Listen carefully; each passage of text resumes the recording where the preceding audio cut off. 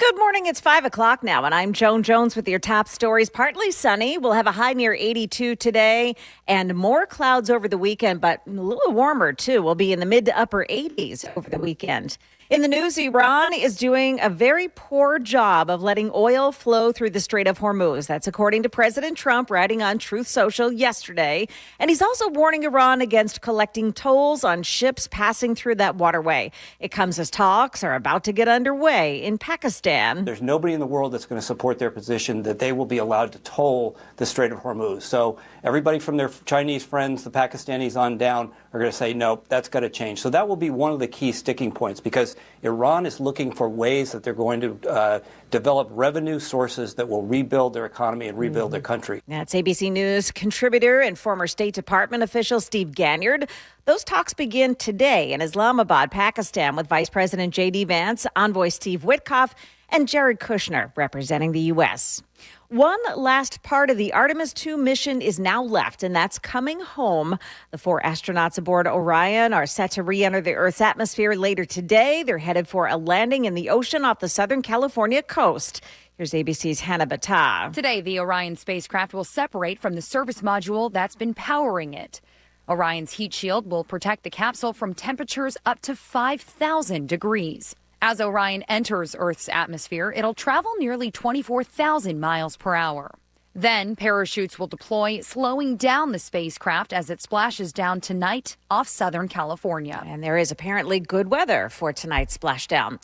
Market numbers brought to you by Beacon Capital Management, online at beaconcm.com. Major market indexes were up after a morning in negative territory, lifted up as investors appeared to feel more confident about the ceasefire in Iran. The Dow was up 276 points. The S&P 500 gained 42 points, and the Nasdaq rose 187 points. Oil prices surged to just over $102 a barrel before settling to about $99 in the afternoon. A key inflation measure stayed high before war in Iran drove gas prices up. The personal consumption expenditures report from the Commerce Department shows prices in February were up 2.8% compared to a year ago. Waymo and Waze announced plans to provide cities with systems and data to better detect potholes. Information collected by Waymo and user-reported pothole information will be available to state and local officials through their free-to-use Waze for Cities platform. Michelle Franzen, ABC News. And stock futures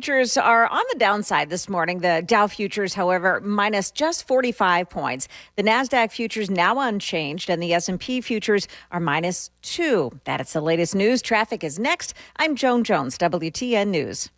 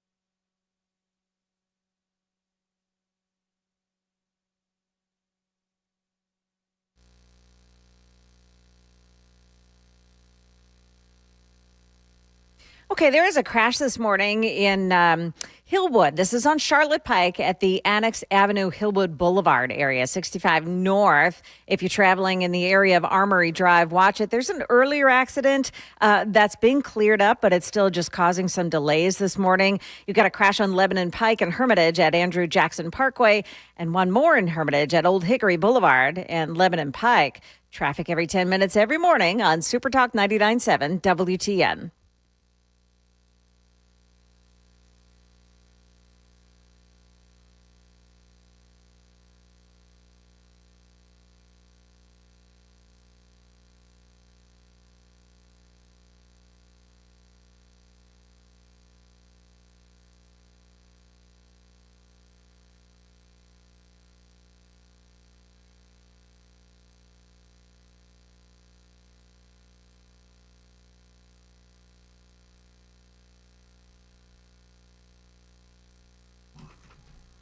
.506, Nashville's Morning News on Super Talk 99.7 WTN. Good morning to your friends, and welcome on into a Friday. So glad it's Friday, Joan. I hope you're having a good morning so far. Joan this morning is broadcasting from home.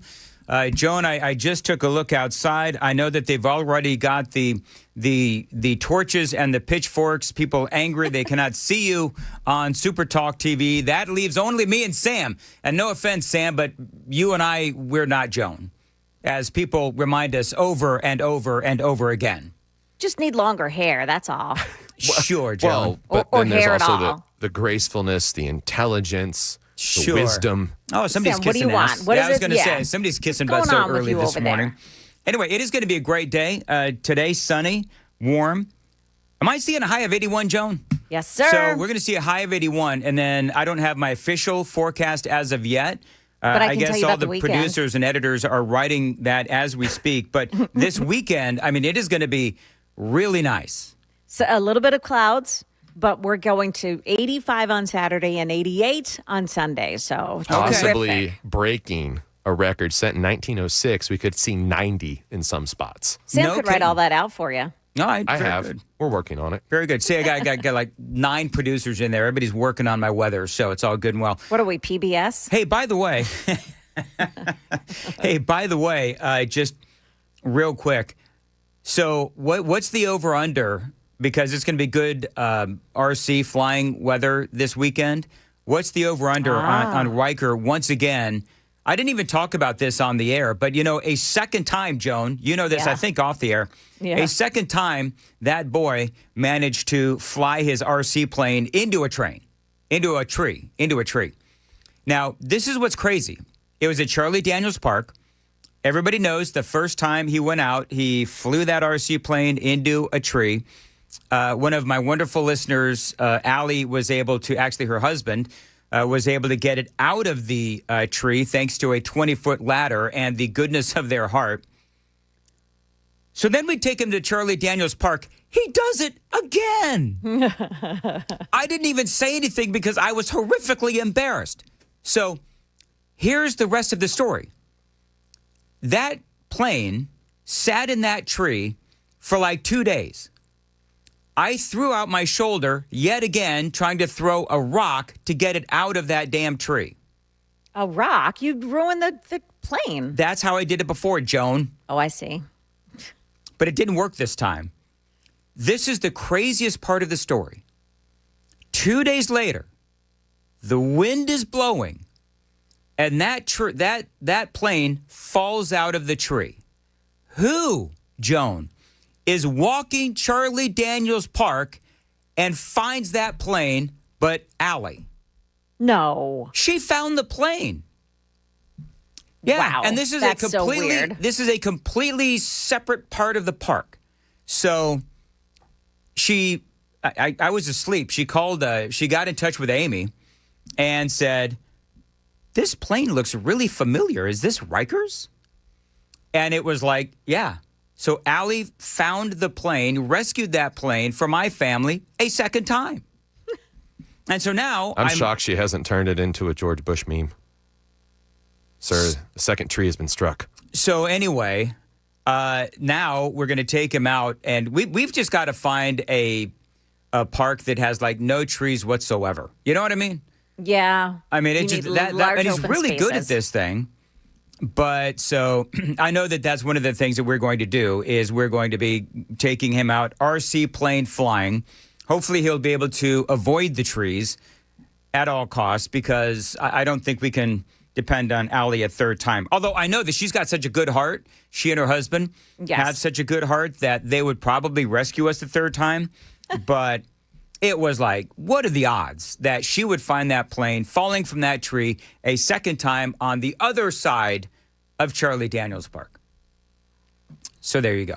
All right. I think you owe her like a plate of baked cookies or something. Do you know what? Can I be honest? I've been trying to give her stuff.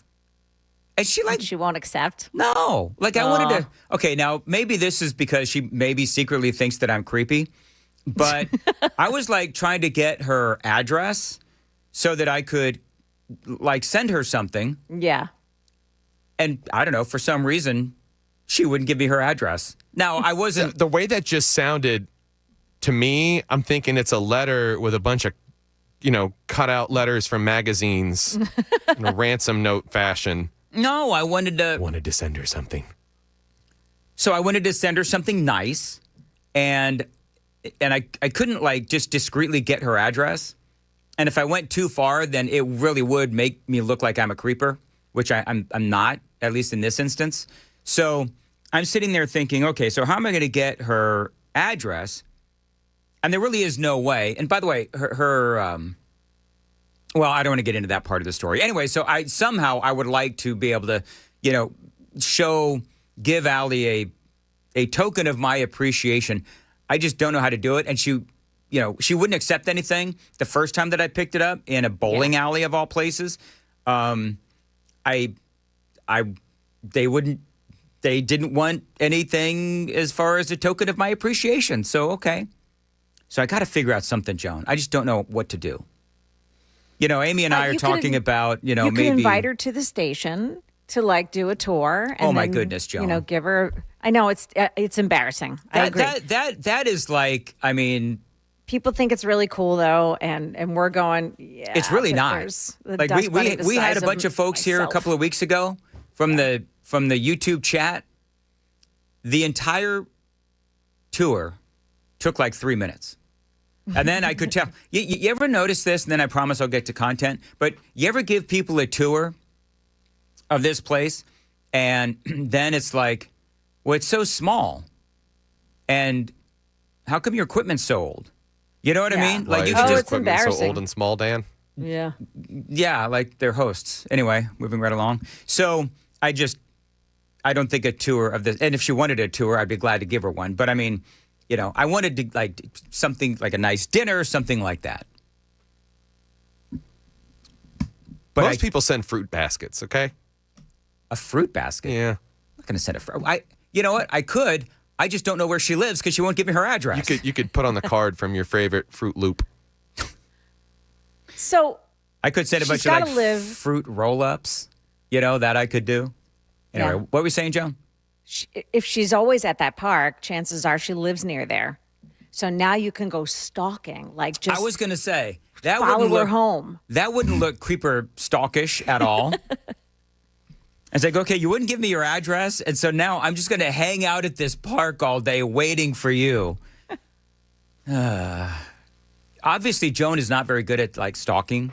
And just to be clear, neither am I. At least not that I would admit to. Well, I may have wanted you to get in trouble. Oh, is that it? Yeah, that may have been my very good, Joan. Why would you set him up like that? That's so rude. Well, she did that. To videotape. She did that to me yesterday. When Joan, you remember this when Joan said that that Woking Dead would be a really good bit.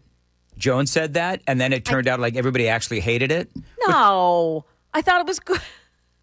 She can't even say it with a straight face, and we can't see her.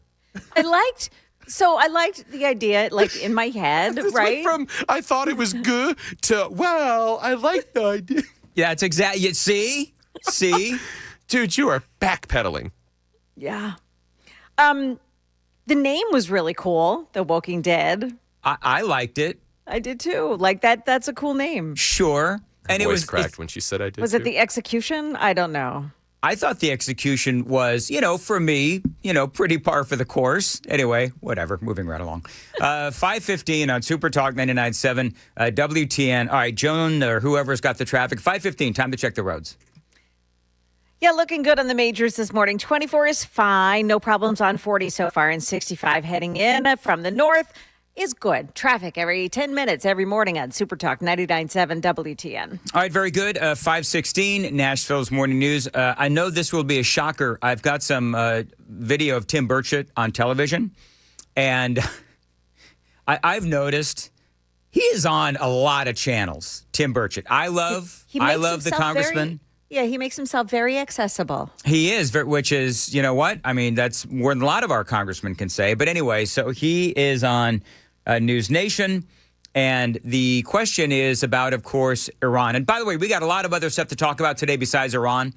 Just to let you know, including I'm really anxious to get Joan's opinion on Melania Trump. Randomly, this is an incredible story. Randomly yesterday, coming out and talking about how she was not a victim of Jeffrey Epstein. She didn't have a relationship with Epstein or Ghislaine. And I've got some great audio from that.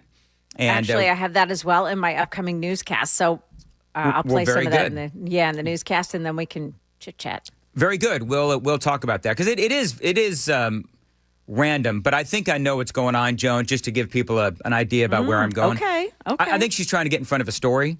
Yeah, that's exactly what I thought. Yeah, I think there's something going on. And I think that for Melania Trump, she's trying to get in front of something. Supposedly, this was a shocker to Donald. Yes. Which, I mean, I don't know if you buy that, but that's what the word is, that Trump was completely thrown off by this. If that is the case, that seems a little aggressive and not passive aggressive. You don't even tell your husband what you're going to do.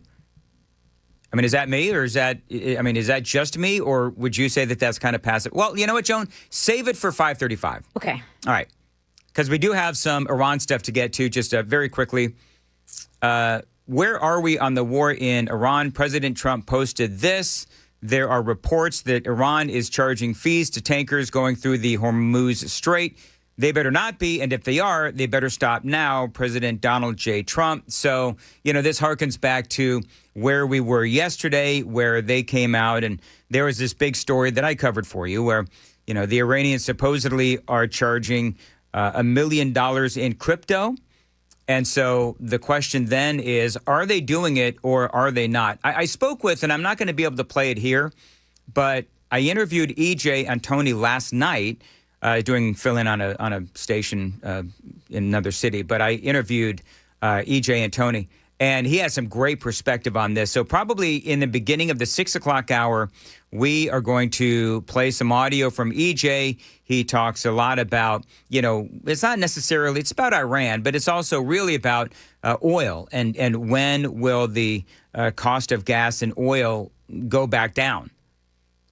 And I'm just going to tell you, if we were all hoping for, before the midterm elections so that it doesn't impact the midterm elections in our economy, we'll be lucky if the price of gas normalizes before 2028.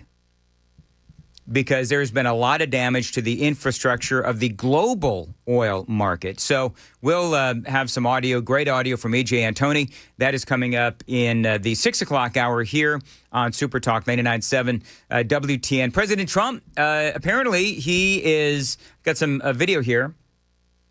He is out there saying that he is looking forward to the talks, and he is optimistic, apparently, about the talks with Iran that begin here in the next day or so. Tim Burchett was on News Nation. This is what he said. So do you think that a ceasefire can last or that a deal can be reached with the remaining Iran leaders in charge? I think if they want to remain alive, that they should probably start negotiating. Hezbollah has been their muscle around the globe for terrorist activity. There's a lot of international players involved in this, people buying their oil, of course, are funding this terrorism. That apparatus, Trump can knock it out pretty quick, and they know it. And he's not fooling around. I don't think I would jerk this president around too much. He's not like other leaders we've had who put a mark in the sand and people just run over the top of it. He's not going to play that game, and frankly, America isn't either. So that is obviously a nod to one Barack Hussein Obama. This is from NBC. The Iranian Navy released a map late Wednesday indicating it may have mined the strait, outlining the designated shipping lanes and the vessels that they should use to transit safely through the Strait of Hormuz. We did talk about that yesterday. So the president, I mean, I think he might be the only one. Hey, you know what, Sam, let's do a Daily Dan poll. Figure out a way that we can say, okay, so how optimistic are you on the negotiations going between America and Iran? How optimistic are you? Are you optimistic, Joan? Because Trump is putting on a really optimistic face that this is actually going to lead to a continuation of the ceasefire and ultimately lead to a peace deal. Now, look, as long as Steve Witkoff and J.D. Vance and Jared Kushner all read The Art of the Deal, I think we're going to be okay. Because I trust President Trump's ability to negotiate. I trust his instinct. Yes, but he's working through intermediaries, and not to that end. I think Steve Witkoff probably knows his heart and understands who Donald Trump is more than anybody, so he could probably deliver what Donald Trump would want. But he's the negotiator. He's that guy. Do you think, Joan, that when Steve Witkoff and J.D. Vance and Marco Rubio and everybody were like applying for jobs with the Trump administration, he quizzed them as to whether or not they had read The Art of the Deal? Yeah. What's on page 47? You know what? I'm terrible at Trump. But I mean, if you look at my book, you've all read my book, right? It's my book. I wrote it on page 47. Pop quiz. He just right there in the job interview gives them a pop quiz. But, here's the deal. If you want to know sort of, the Trump doctrine, he's written a number of books. I have not read one. Have you read any Trump books, Joan? I have not. Yeah, no. I haven't read any either. Mm-mm. But The Art of the Deal is certainly one that will go down, in the ages for, a way to negotiate. And so I do believe that Iran, one of the questions that I asked E.J. Antoni, because he said this on WTN too, where he said Iran is making a boatload of money right now because, essentially they're the only game in town utilizing the Strait of Hormuz. So they are making a lot of money. One of my questions to E.J. Antoni was, okay, so Iran is making a lot more money than they were selling oil on the black market. Now they're just selling it. And because they're the only game in town, essentially what's happening is that they're making a lot more money. Do you believe that they will start appreciating making all that money with the oil and decide, you know what, it's a lot better to make a boatload of money being legit and selling on the open market than it is to be the pariahs of the world? And they'll go to the straight and narrow. His answer was really interesting. So all of that coming up in the 6 o'clock hour here on Super Talk 99.7. Now, coming up, Melania Trump randomly and surprisingly comes out talking about Epstein, why she did this, why she surprised Donald Trump, and a whole lot more. Straight ahead, it is 5:24. Joan's got the news at 5:30. Joan. Yeah, so coming up here, more on what the First Lady had to say in that shocking news event yesterday. Also, Iran is apparently still sending attack drones to at least one of its neighbors. We'll bring you that story, too, coming up here at 5:30 on Super Talk 99.7 WTN.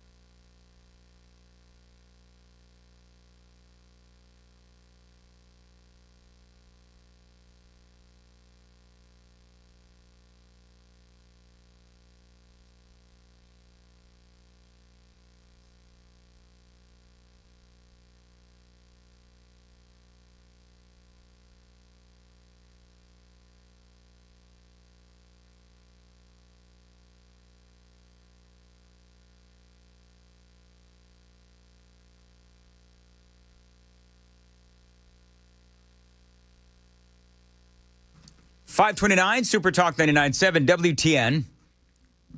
Lots of comments on the Super Text line this morning. I just checked in there. People understanding why Allie doesn't want me to have her address. Going way back to the beginning of the show. Thank you very much. Dan says, good morning from way up in upstate New York. Nice. Wow. And Bill says, Tim Burchett for governor. 4702 says, I don't really understand this. Dan trying to channel his inner Robin Williams this morning. I don't know what I did there to deserve that. I'll take that as a compliment, I think. Did you say nanu nanu? I don't think I said nanu nanu. I don't think I played with my ears either this morning, which is what Robin Were you Williams talking would... like Miss Doubtfire? No, I don't think so. No more than usual anyway, Sam. Anyway, we do have a lot more coming up. And again, I guess Sam was telling me, Joan, that some of the natives were getting restless. Maybe we spent a little bit too much time on Iran yesterday. At least that's what Sam was telling me. Oh, really? Yeah. Okay. You know, sometimes I liked it better when we couldn't hear from the listeners, like instantaneously, you know? No, I'm totally kidding. I love hearing from listeners in real time. So, because we do take their critiques and their criticism seriously. And when I do, I just shut off the super text line. Totally kidding. We've got a lot more straight ahead. It is 5:30. Okay, what was Melania up to when she came out swinging? I mean, not only against Epstein, obviously, but the accusations that she was a victim of Epstein. And that's how she met Donald Trump. So ridiculous. It is all straight ahead. Nashville's Morning News on WTN.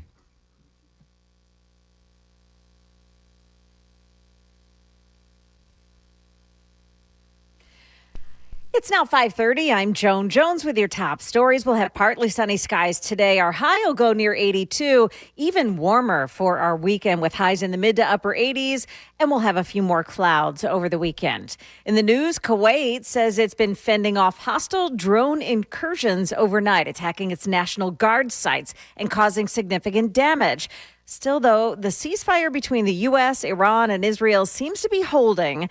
President Trump, however, fired off a Truth Social at Iran about the Strait of Hormuz. The Iranians say the strait is open, but they say ships must coordinate with them to pass. Only a handful got through yesterday, hundreds of others still not moving. President Trump writing, there are reports that Iran is charging fees to tankers going through the Hormuz Strait. They better not be, and if they are, they better stop now. ABC's Olivia Rubin there.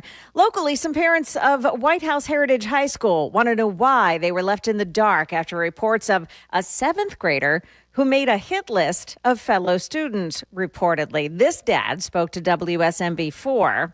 My daughter texted me, told me she was scared to go to school because she supposedly got a text from one of her friends saying an individual said he was going to shoot the school up. A spokesperson for the school said the district is aware of a verbal threat that was made, but they didn't find any evidence of an actual threat. That student has been suspended. This caught everyone off guard yesterday. I am not Epstein's victim. Epstein did not introduce me to Donald Trump. First Lady Melania Trump calling a last-minute press conference that reignited interest in the Jeffrey Epstein case. Those remarks, too, were stunning. The lies linking me with the disgraceful Jeffrey Epstein need to end today. This press conference delivered in the foyer of the White House. They're fueling speculation that she's trying to get ahead of a looming news report. We'll keep our eyes open for it. That is the latest news. We've got your traffic ahead. I'm Joan Jones, WTN News.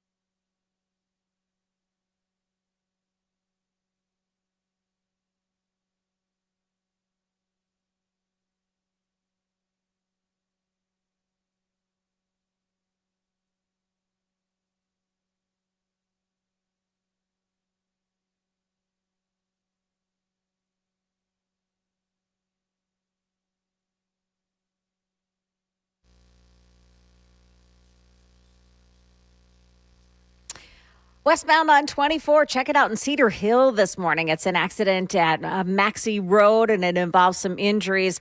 Also in Bellshire, 24 eastbound side of Briley Parkway North. You've got a crash reported in that spot, too. Otherwise, on 24, 65, and 40, things are looking okay. Traffic every 10 minutes every morning on Super Talk 99.7 WTN.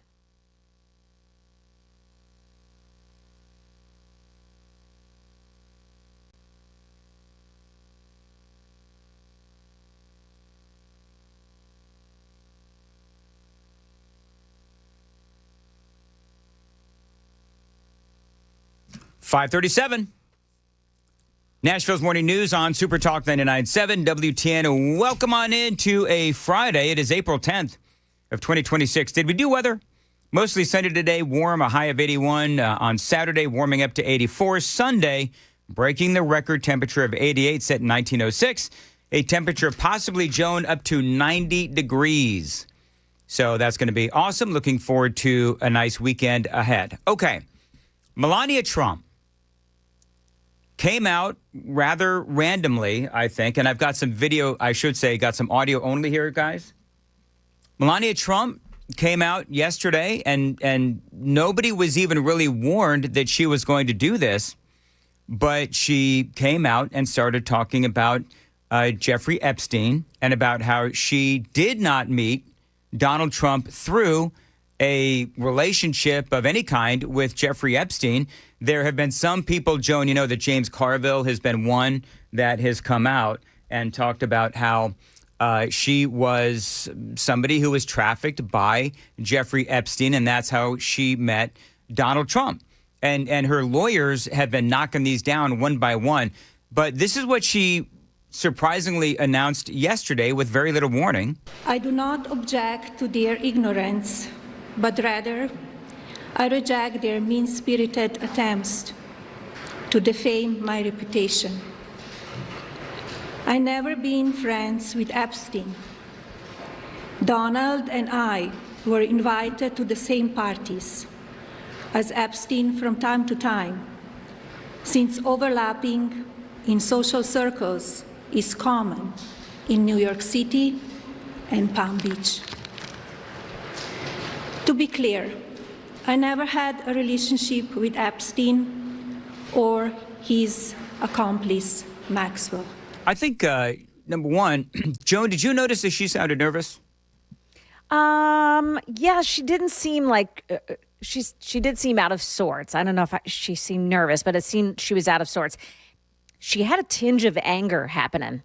Yes. That's the vibe I was getting, that she was angry underneath of it. And maybe that's the shakiness you were hearing. Well, you know, she traditionally, she's not a big fan of dealing with the media. And I don't know if that's because she is, like, English is not her first language. She's insecure about it. Whatever. I don't know. But she's not a big fan of having to deal with the media in this kind of way. Here's more. Yeah.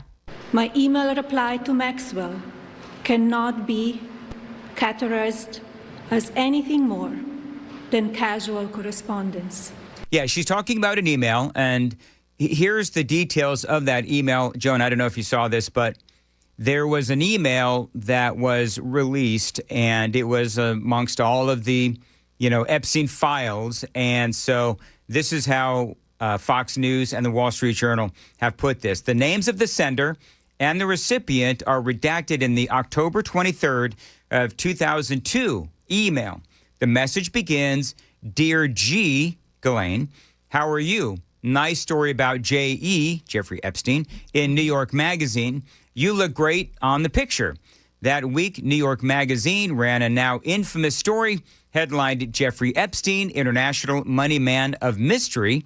The article featured a full-page color illustration of Jeffrey Epstein grinning alongside Bill Clinton in front of his private jet, the Lolita Express, as the actors Kevin Spacey and Chris Tucker board the aircraft. The piece included a photo of Ghislaine Maxwell with Epstein at a black tie event, as well as a photo of Donald Trump and the financier chatting to a Belgian supermodel at a Victoria's Secret party.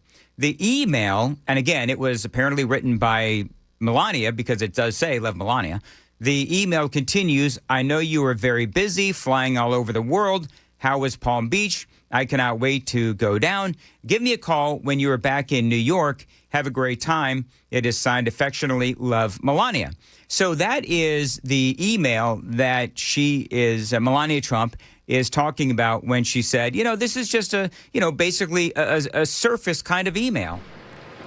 My polite reply to her email doesn't amount to anything more than a trivial note. I am not Epstein's victim. Epstein did not introduce me to Donald Trump. I met my husband by chance at a New York City party in 1998. I mean, Joan, that is well documented. Like there were people that were at that party that saw them meet for the first time. Yeah. So I don't know where, it was James Carville. Can you look that up, Sam? It was James Carville. There was a couple of there was a media outlet, a publication that also ran with this story. It had to do with that a talent recruiter, the one guy that procured some girls from Epstein was connected to Melania, and Carville made that connection. Yeah, but it was such a tenuous connection. Mm-hmm. And Carville just ran with it. I mean, I played the audio. I don't have it now, but I mean, basically, Melania's lawyers, Joan, as you know, they've been on this. They've been knocking down like the James Carville.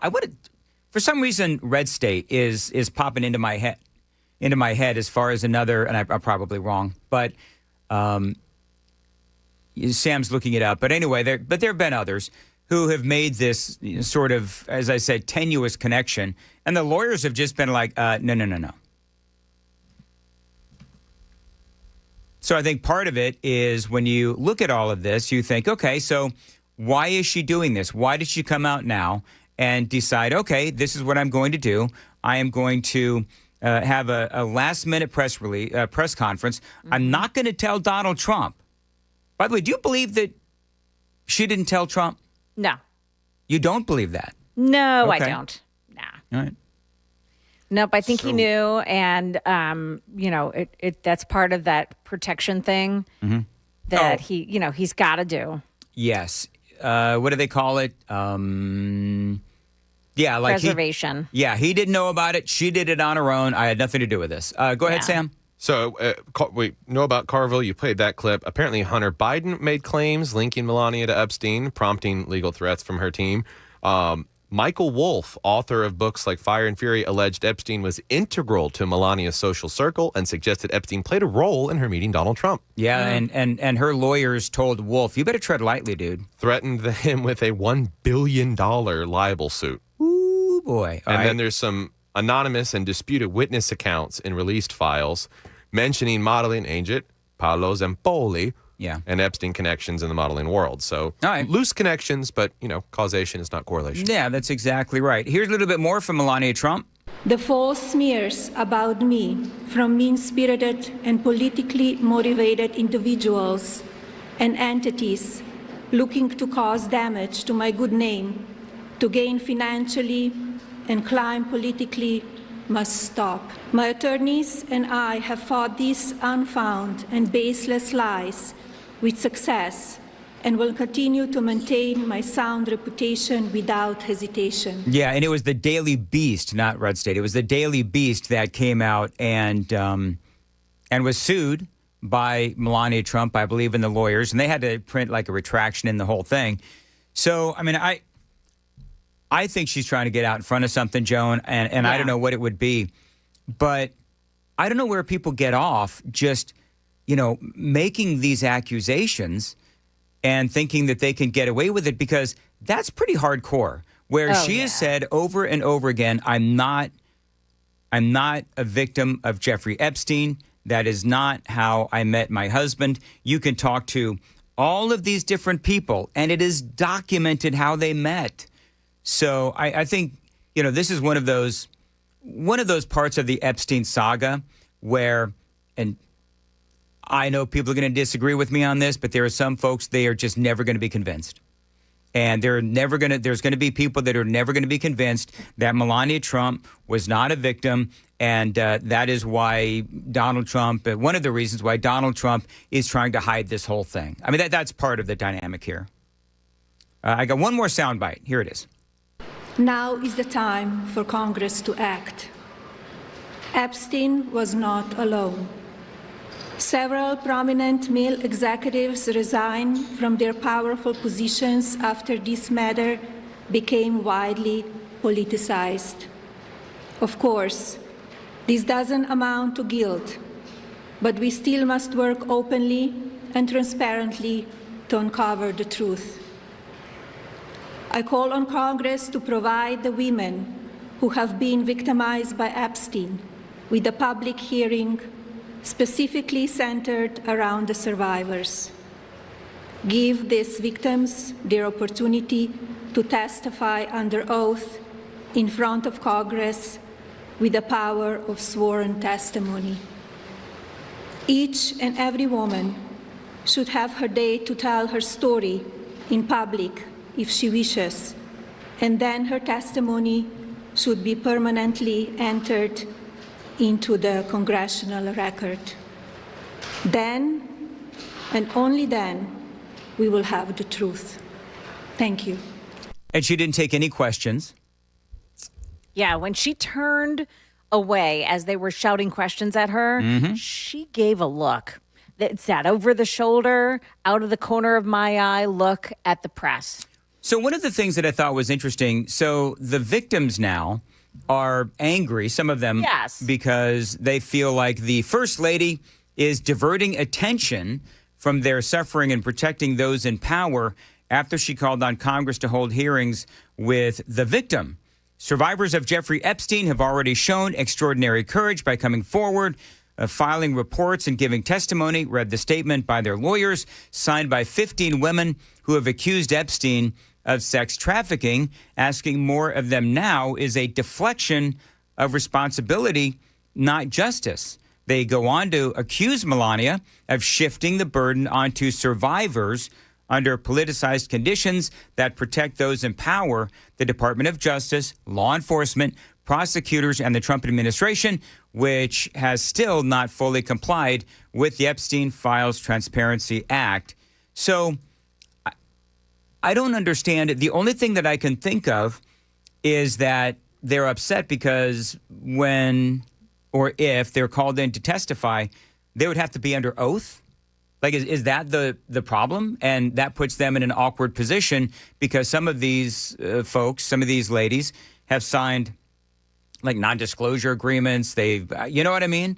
Like, they puts them in an awkward position because they don't want to testify under oath. They also feel like they've already given enough information. I mean, it's just, unfortunately, they need the sworn testimony, though. That's the corroborating evidence when it comes to making charges stick to someone. You can't just say it was that guy and not be willing to swear to it. Yeah. I mean, I there's some people that are saying the victims have to, and this is not my words, but some people have said, put up or shut up, like do it under oath. So, I mean, there is that aspect of it as well. I think that, the whole Pam Bondi not coming in, we didn't even talk about this, but Pam Bondi, not coming in to give any kind of a testimony, I think that is something that they're angry about, deservedly so. Some of these victims have legal reasons or perhaps have legal reasons why they can't come in and testify under oath. It is agreed that it would be difficult for them to come in and testify before Congress. Now, that's not to say that they haven't spoke to members of Congress, but coming in, testifying under oath, and I think, me personally, and I don't know, Joan, you may feel differently about this, but me personally, I would think that they would want to testify under oath, to get their story out there, to get it, sort of on the record officially under oath. Maybe that would be enough to, start getting some of these guys, charged and then have their trial. And then if they're found guilty, spend some time in jail. So You would I think mean, that these women would be out there going, "Oh, right, finally somebody's coming out and saying, let's get it going." right. So I get this feeling that the 15 that signed that are 15 never Trumper haters, TDS syndrome people that no matter what happens, and especially if the Trumps are involved, they're going to hate him. So, Yeah. I thought she did her part there. Yeah, let me ask it this way. When they're sworn in, like if they did, they came in, they testified under oath and all that, I think that would add an element of credibility to their claims. Not that they need any more credibility. I don't think that anyone is denying what happened, but that really just puts a punctuation on it. Yes, I am testifying under oath in front of God and everybody. This is what happened. Now go get them. I mean, I think to me, that's how I would see it. But again, their concern is, look, we've been dealing with this for years, and they would say that we still don't have all the files. Pam Bondi is refusing to come in and talk about the files, et cetera, and they feel like the onus is once again being put on them to do what, they feel like they've done over and over again, and now they want, Congress and some of these other folks to, really just pick up the ball and run with it now that they've given the information and the interviews that they have given, albeit not necessarily under oath and in front of Congress. So I don't know. It's going to be interesting to see what it is that comes down in the next couple of days, because that's what people are saying. There is something that is about to drop that is going to make Melania perhaps look bad. I think the TDSers out there and the folks that hate Donald Trump also hate Melania, and they'll do anything that they possibly can to try to take this president down. So maybe that's part of it. I don't know. Do you have any parting shots on this, Joan? No, I think you covered it. I just think that there's that look that she gave to the press as she was walking away, said to me that I see you. I know what you're about to put out about me, and I've just covered my butt. So if you do, you're going to get it. All right. Yeah, like a warning. Yes, like a warning shot. Absolutely. All right, 5:54. Joan's got the news at 6. Joan. Yeah, coming up here, the State Department is now going to host talks between Israel and Lebanon. And also this morning, the Postal Service says, yeah, we're in trouble once again. We've got those stories coming up here at 6 on Super Talk 99.7 WTN.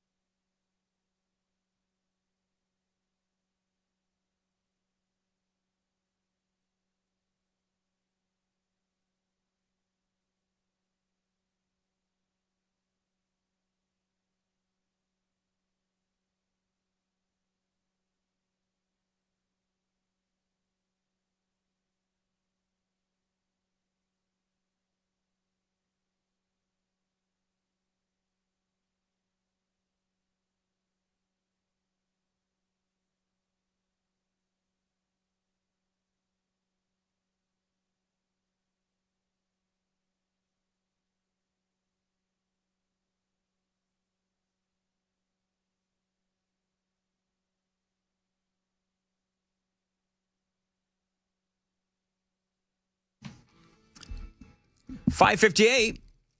Nashville's Morning News on Super Talk 99.7 WTN. All right, so Joan, have you ever heard of the saying, busting someone in the mouth with a wet squirrel? Yes or no, Joan? No. Okay. This is from Bill. Probably can't say this on the radio. Now, that is always going to be something that gets my attention because, of course, I'm going to say it on the radio. Somebody needs to bust James Carville in the mouth with a wet squirrel, an old Southern saying. So, Sam, the only Southerner, by birth here in Tennessee, what does that mean? I take it to mean I was raised to understand it as a wet squirrel is typically pissed off, and a wet squirrel is going to scratch and bite you. So if you smack somebody with a wet squirrel, it's going to latch itself on and go to town. Yeah, but in order to do that, you've got to hold the wet squirrel by yourself. The tail. So, if you get it by the tail and then you dunk it, you've got a period of time before it's going to reach around and try to bite you. You slap the person with it. It's a very quick motion assault with an animal. Sure. Hey, James Carville, stand here while I dunk this squirrel and throw it at you. Hey, that makes a lot of sense. He's like, what, 83? He doesn't move quick. No, he doesn't. He doesn't speak quick either. Anyway, it is 6 o'clock, Nashville's Morning News, Super Talk 99.7 WTN.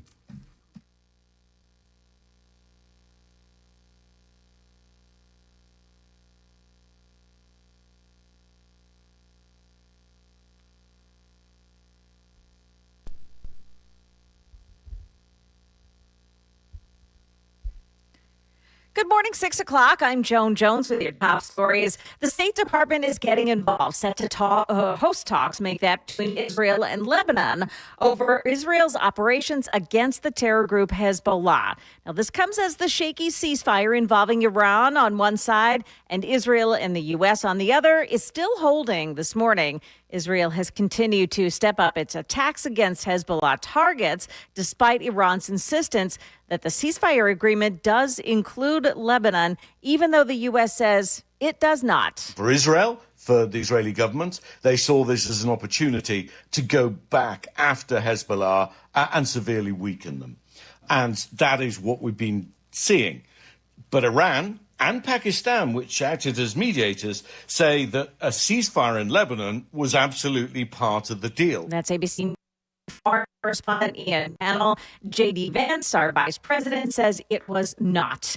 The identity of human remains found in White County several days ago now revealed to belong to a man missing from Crossville since 2023. Michael Fustel, who reportedly planned to travel to Hickman County but never arrived. His remains were found along Highway 70 near Bon Air on Sunday by crews doing a highway cleanup. The sheriff's office says the remains had been there for a very long time. The U.S. Postal Service facing a serious cash crunch. The United States Postal Service says it will temporarily suspend contributions to federal retirement pensions to preserve cash. They say the move will help keep mail moving, pay workers, and cover suppliers as the agency faces what it calls a severe financial crisis. At the same time, the USPS is proposing a price hike, raising the cost of a first-class stamp from 78 cents to 82 cents. The agency says it could run out of cash by early 2027 without the changes. Dave Packer, ABC News. Market numbers now brought to you by Beacon Capital Management, online at beaconcm.com. Stock futures point to minor losses at the opening bell after the major indexes posted gains Thursday. The Dow Jones picked up 276 points yesterday to close back above 48,000. The S&P added 0.6%, the Nasdaq 0.8. Today, we get our first look at the effect of the U.S.-Iran conflict on inflation. Economists expect the Labor Department's Consumer Price Index for March to show prices leaping nearly 1% in 1 month, 3.3% from March of 2025. The sluggish housing market is taking a toll on furniture businesses. The Commerce Department says furniture sales are down 8% since 2022. Some smaller retailers are closing altogether. And the return of an old TV show has inspired the donut designers at Krispy Kreme. Available today, the Malcolm in the Middle pack features 10 donuts with 20 donut dots, of course, placed in the middle. The show premieres today on Hulu, which is owned by ABC News parent company Disney. Jim Ryan, ABC News. And right now, the Dow futures are down 15, but NASDAQ futures are plus 25. S&P futures, they're up 2 points. That's the latest news. Stick around for your traffic and weather next. I'm Joan Jones, WTN News.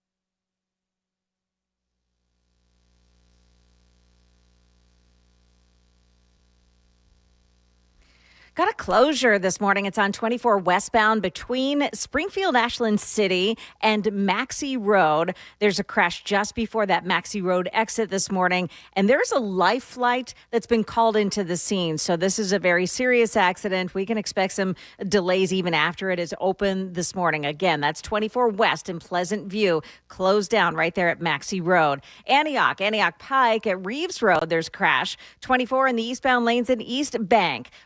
A crash right at Jefferson Street this morning. That's exit 47. And then on I-440 westbound in Berry Hill, watch for an accident on the right shoulder just past I-65. Traffic every 10 minutes every morning on Super Talk 99.7 WTN.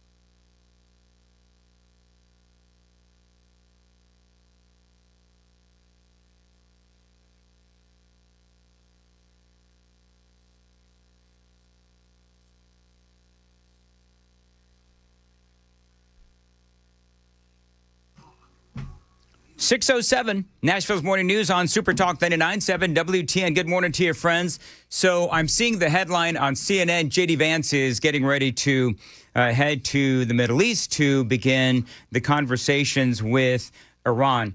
I got to tell you, this is obviously a make-or-break situation for J.D. Vance. It's a make-or-break situation for Iran and America as well, and for J.D. Vance's political career. Because if this ultimately goes well for the vice president and it has positive results, this will be huge for his possibilities for 2028 and heading into the presidential election. Everybody knows right now you've got Marco Rubio, you've got J.D. Vance. And so this is a big opportunity for the vice president. We'll have to see how the whole thing goes. Of course, Steve Witkoff and Jared Kushner will be also participating in the talks. And this is going to be a huge, huge weekend. So a lot of people will be focused on these talks. Right now, there's a lot going back and forth between what exactly is Iran doing in the Strait of Hormuz. You have some people saying that they are charging tolls. You have other people that are saying, well, no, but they're only letting a very few ships through the Strait of Hormuz. They're supposed to allow it to be open because of the ceasefire. And by the way, Israel, and you heard Joan report this, I mentioned it early in the 5, but Israel is now deciding that they are going to engage in talks with Lebanon as well. So this could be huge because remember, it was Israel who bombed the living crap out of Lebanon. We talked about this yesterday, and President Trump was like, hey, Benjamin Netanyahu, can you pump the brakes while we figure all of this out? Then, as Netanyahu tells the story, Lebanon has reached out to Israel about peace talks as well. So we'll continue to watch this. Ultimately, the question is going to be,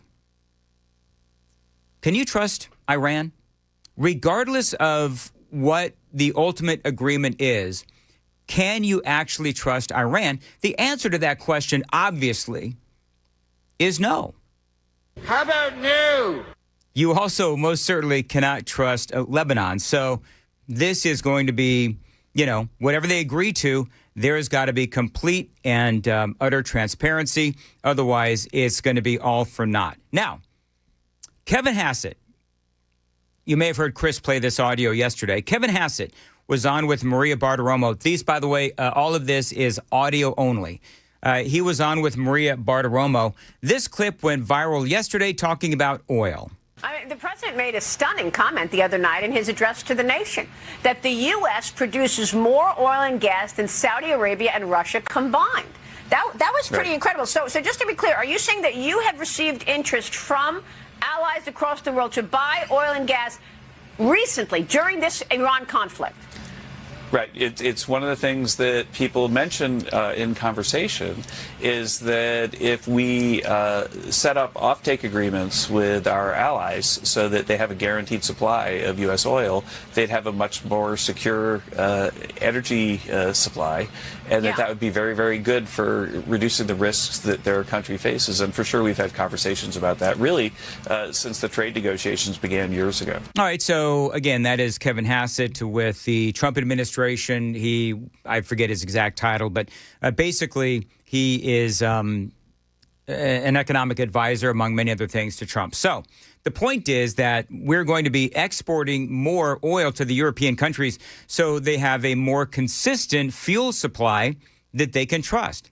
Now, last night, I spoke to E.J. Antoni. You know that he is lead economist for the Heritage Foundation. You've seen him on Fox News. You've heard him on my show many times here on WTN. I interviewed him last night about that comment, and E.J. said, well, yeah, that's great, but... I think it's definitely good to see the U.S. exporting more energy, right, to see us responding to that foreign demand. That's all well and good. The issue here is that we're simply talking about far more oil and LNG than we can produce. I mean, let alone export, because obviously we want to keep plenty here for our own consumption.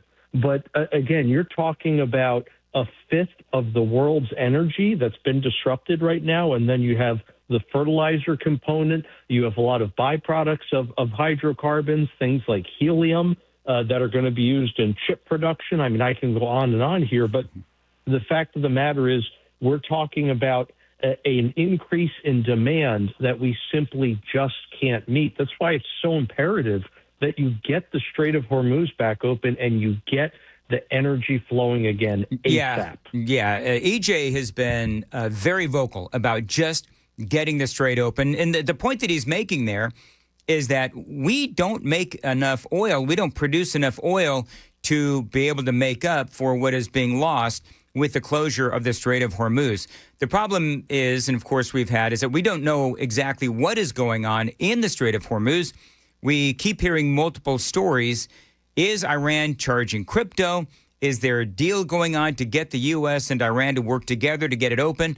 What exactly is going on in the Strait of Hormuz? The problem is that you're getting so much misinformation, and even from official sources, whether it's the White House, the Iranian government, you name it, the story is just constantly changing, it seems. So I think the best thing to go by is what is energy actually being sold for today? Because that's a really good indication of what the interplay is between supply and demand. Demand obviously is relatively constant. It's the supply that is changing dramatically when you can get ships through or when you can't. And that is telling us that very, very few ships are actually getting through the strait right now. Yeah, that's E.J. Antoni. To his point, I don't know, can I check in with you, Joan, on what oil is trading for right now? Okay. The oil futures? Yeah, give me a second here. Because, you know, it didn't, I don't think it closed well yesterday. And so, and basically what E.J. is saying is that just look at where oil is. Yeah. So Brent crude is up at $95.98 a barrel, and we've got the West Texas Intermediate at $98.16 a barrel. All right, and they going right around the $100 mark. Okay, which just because I'm no financial guy, that's way up from where it was. So yes, what I'm provided on the screen here is what it was over yesterday's closing price. So both of them are up, one by 1/4 of a point, the other just slightly up. Got it. Okay, yeah. But when it's up, I mean it's been up since the war started. So yeah, it's bad. We were talking about how we feel about the talks this weekend. And if you are if you're enthusiastic, if you think that this is going to end well, the talks with J.D. Vance and Steve Witkoff and Jared Kushner, as J.D. Vance is getting ready to leave for Pakistan, we asked folks on the YouTube chat. This is the Daily Dan poll, which is now turned into every once in a while Daily Dan poll. But what are people saying? How optimistic or pessimistic are people? So how optimistic are you on the Iran-U.S. negotiations? The four options were very optimistic, somewhat, not, and F them, blow them up. Okay. Somewhat optimistic leads at 36% of the vote. F and blow 'em up leads second at 26%. Not optimistic, third at 25%. And then very optimistic at 12%. Wow. People are... Bunch of negative Nellies this morning, Joan. There's a majority of people that I would say are not optimistic or, F and blow 'em up. Yeah. And then there's some somewhat optimistic and very optimistic. So it's, 60-40 almost. Yeah. I think, Joan, did we ascertain where you're at on this? Are you optimistic or pessimistic? I'm pessimistic. We may come out with some sort of a deal. I don't know. You can't treat Iran like you would any other nation. Right. Like any remnant of the mullahs there in Iran, and you can't trust them. And I don't know how you can, rid the entire country of those cockroaches. But Joan, where are you at? Are you pessimistic or optimistic about these talks? I'm optimistic that what we'll see is, so we've got a deal. I'm pessimistic that Iran will hold to that deal or has any actual intention of doing so. So Joan is right where I'm at. Yeah. That's kind of where I'm at as well. What about you, Sam, real quick? I don't think the talks will hold up. I think things will. Well, define hold up. Do you mean like everybody's going to throw up their hands and say screw it, or what do you mean? I feel like we'll hit a wall of certain things they want done that are hard nosed for us, and something is going to transpire out of that. What transpires, I don't have a prediction on, but I lean towards the F and blow 'em up. E.J. Antoni had more to say about the amount of money that Iran is making right now selling oil legit. We're going to talk about that straight ahead. It is 6:16. Time to check the roads on WTN.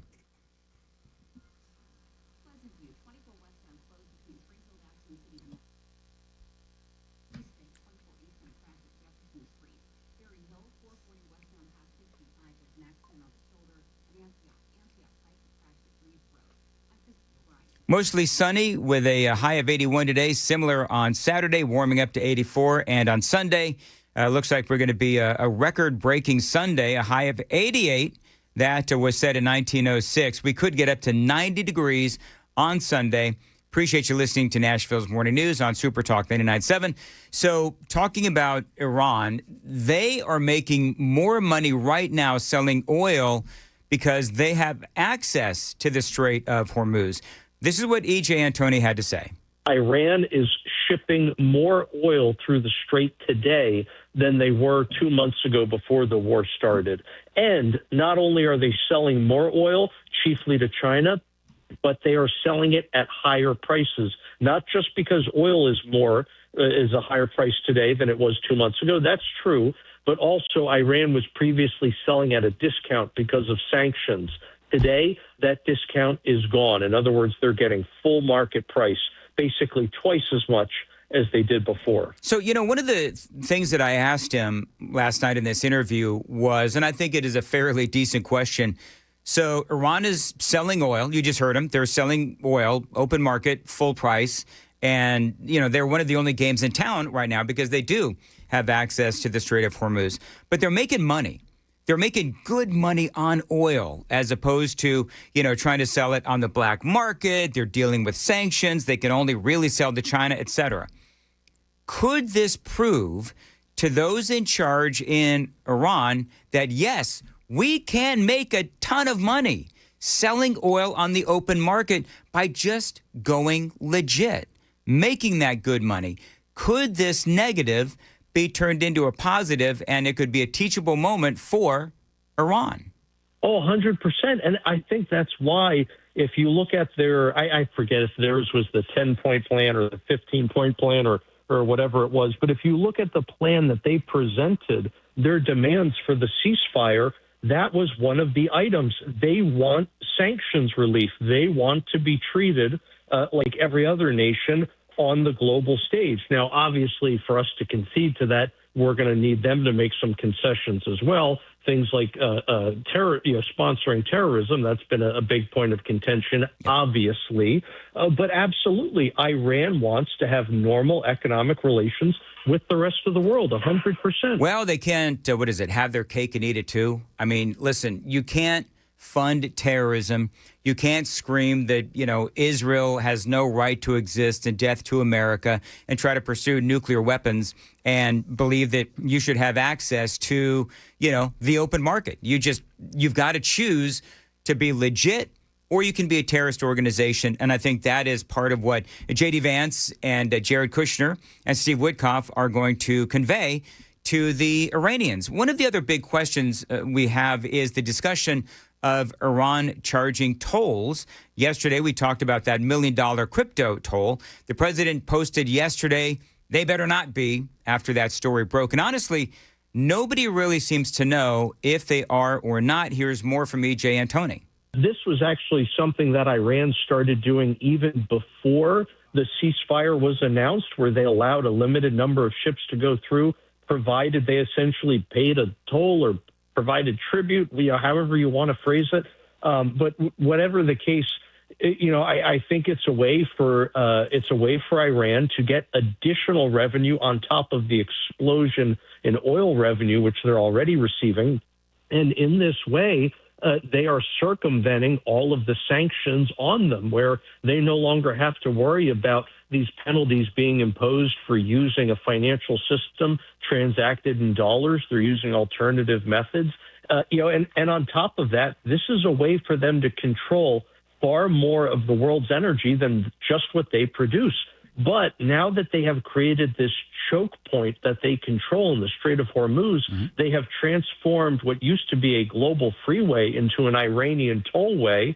In that sense, they now control roughly a fifth of the world's energy. Yeah, and so all of that to say, because this was a pretty long interview and I've cut it down for you, but all of that to say, bottom line, when will we see prices normalize? When will we see prices go back to where they were pre-war? Here is what he has to say, and I'm telling you, it's not good news. Good question. Unfortunately, it may take a while because, look, you're talking about oil infrastructure here that has been damaged or destroyed in the conflict. It's not simply a matter of things had to be shut down. It's a matter of they've been blown up. That stuff is not going to come back online anytime soon. I believe it was Qatar said that one of their LNG fields, their liquefied natural gas fields, has been put out of commission for 3 to 5 years until repairs can be completed, rather.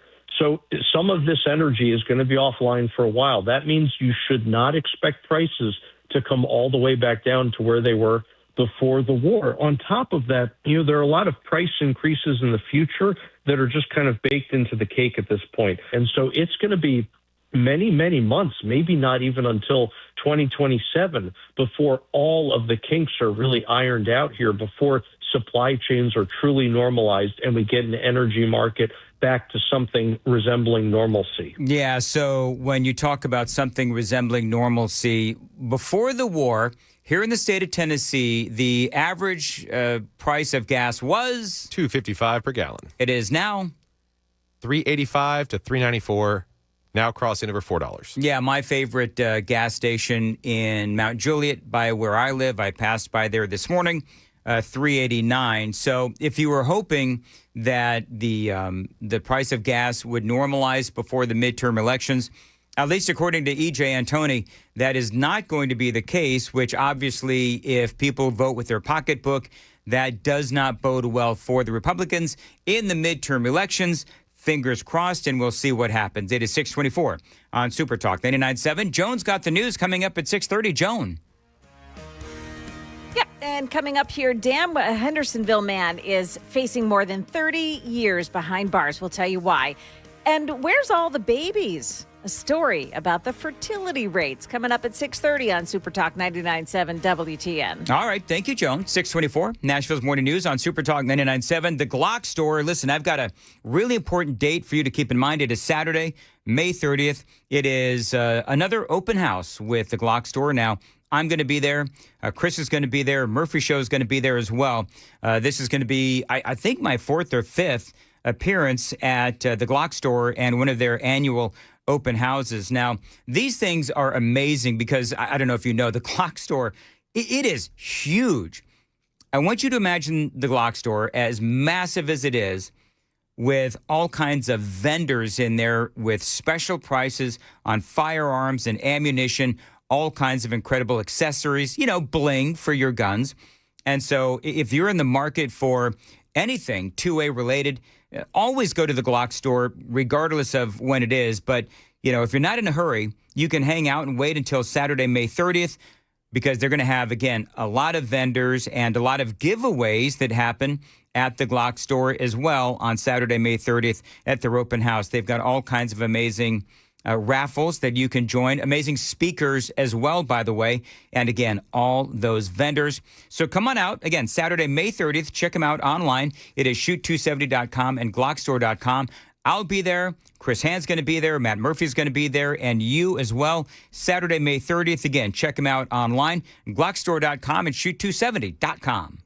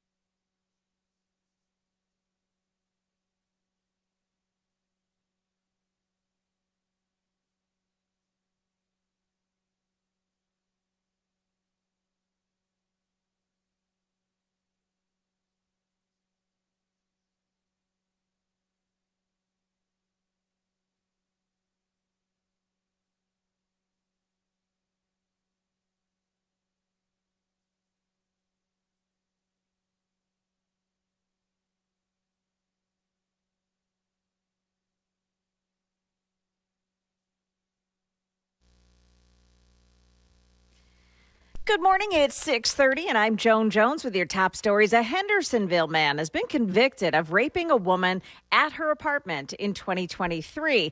WSMV4's Hunter Hoagland says 40-year-old Nathan Parks faces up to 33 years behind bars. Investigators say this happened back in May of 2023 when Parks knocked on a woman's door claiming he needed help. Once he got inside, police say he attacked her and then raped her. Now, when sentenced, Parks would serve nearly all of his prison sentence without the possibility of probation, parole, or early release.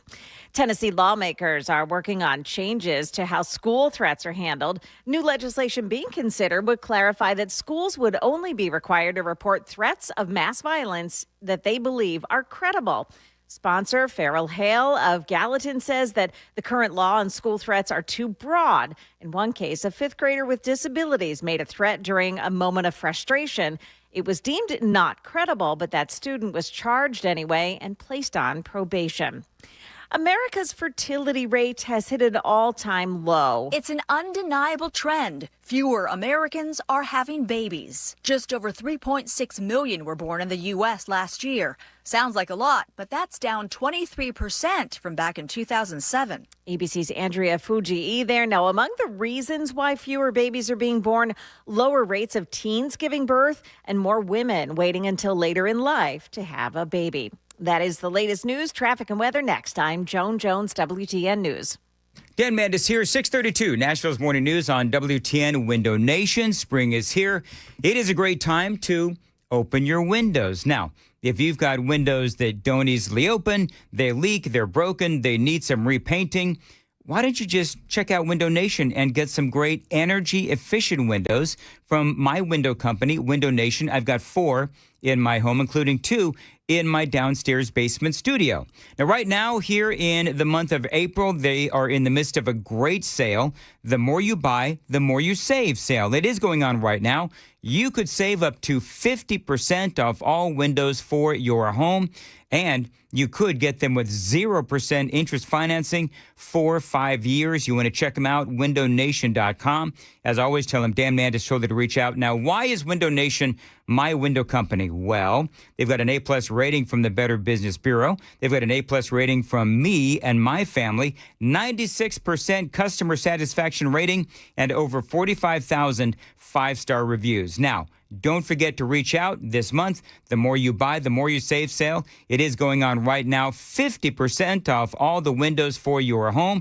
And you could get them with 0% interest financing for 5 years. Find them online. WindowNation.com. Schedule a fast and free consultation right now. That website, one more time, WindowNation.com.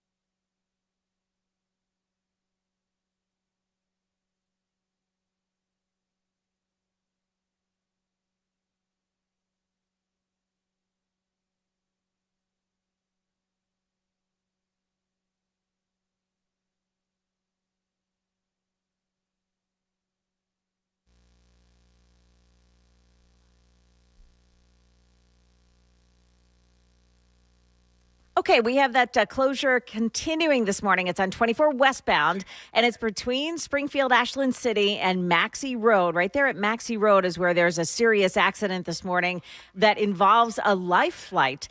So very serious accident, and that crash this morning, or that closure, could be going on for quite a while. Antioch Pike at Reeves Road, that's a crash scene. There's another one on I-440 in the eastbound lanes in Berry Hill. It's the right shoulder blocked off just before I-65.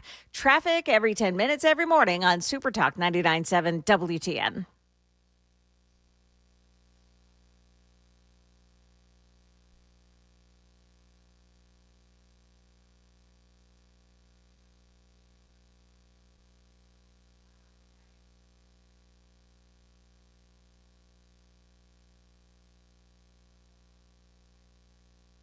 .637, Nashville's Morning News on Super Talk 99.7 WTN. Super Text line is open, 615-737-9986.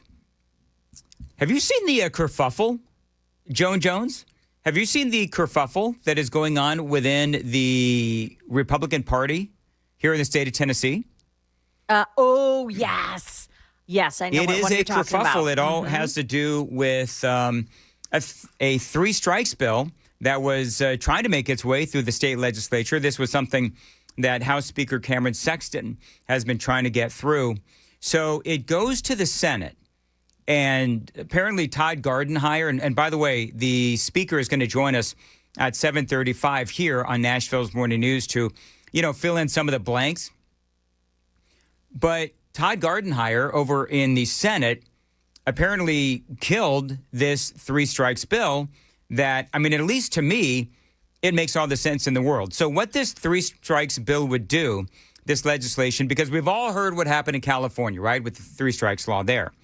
But what it would have done is create a new sentencing structure for repeat violent offenders. Certain crimes would have counted as strikes, and if somebody accumulated enough strikes, including at least 2 violent offenses, they could face a mandatory life sentence. So Speaker Sexton told the folks over at the Tennessee Holler about this. This was audio that kind of made the rounds on social media. By the way, this is audio only. This is Speaker Sexton talking about this. Well, what that bill is, it was the first of its kind. Most people, when they talk about three strikes, it doesn't have the aspect in it that we have, which is as you accumulate strikes, if you want to turn your life around and say that you don't get convicted of anything for 3 years, strikes can come off because it's a way to hold people accountable. But also when people want to turn their lives around, there's a way to reduce the number of strikes. See, that actually makes sense. It's like, okay, so look, three strikes, right? So if you're doing well and you're not out committing bad crimes and violent crimes, then you can work those strikes off. One of the things that I'm going to ask the speaker is, okay, so how exactly do people, under this plan, how exactly do people work off those strikes if they're a violent criminal? By the way, what are those qualifying crimes that would get you a strike? All right, so these are the qualifying crimes. You ready? Second-degree murder, aggravated rape, aggravated robbery, and human trafficking. So that does seem to make sense. I think that, oftentimes people, when they hear three strikes, they think of what happened in California before the reforms, where you had, people with, very minor infractions. But if it was their third strike, they'd go to prison for like years. And so that was something that a lot of people, freaked out about. They realized, okay, maybe this was an overcorrection to the violent crime that it was happening in Los Angeles and in California. So I think there is a reflexive reaction to what Tennessee is trying to do. But at least to me, the way that I interpret this is that it is, number one, more humane. But let me ask you this question.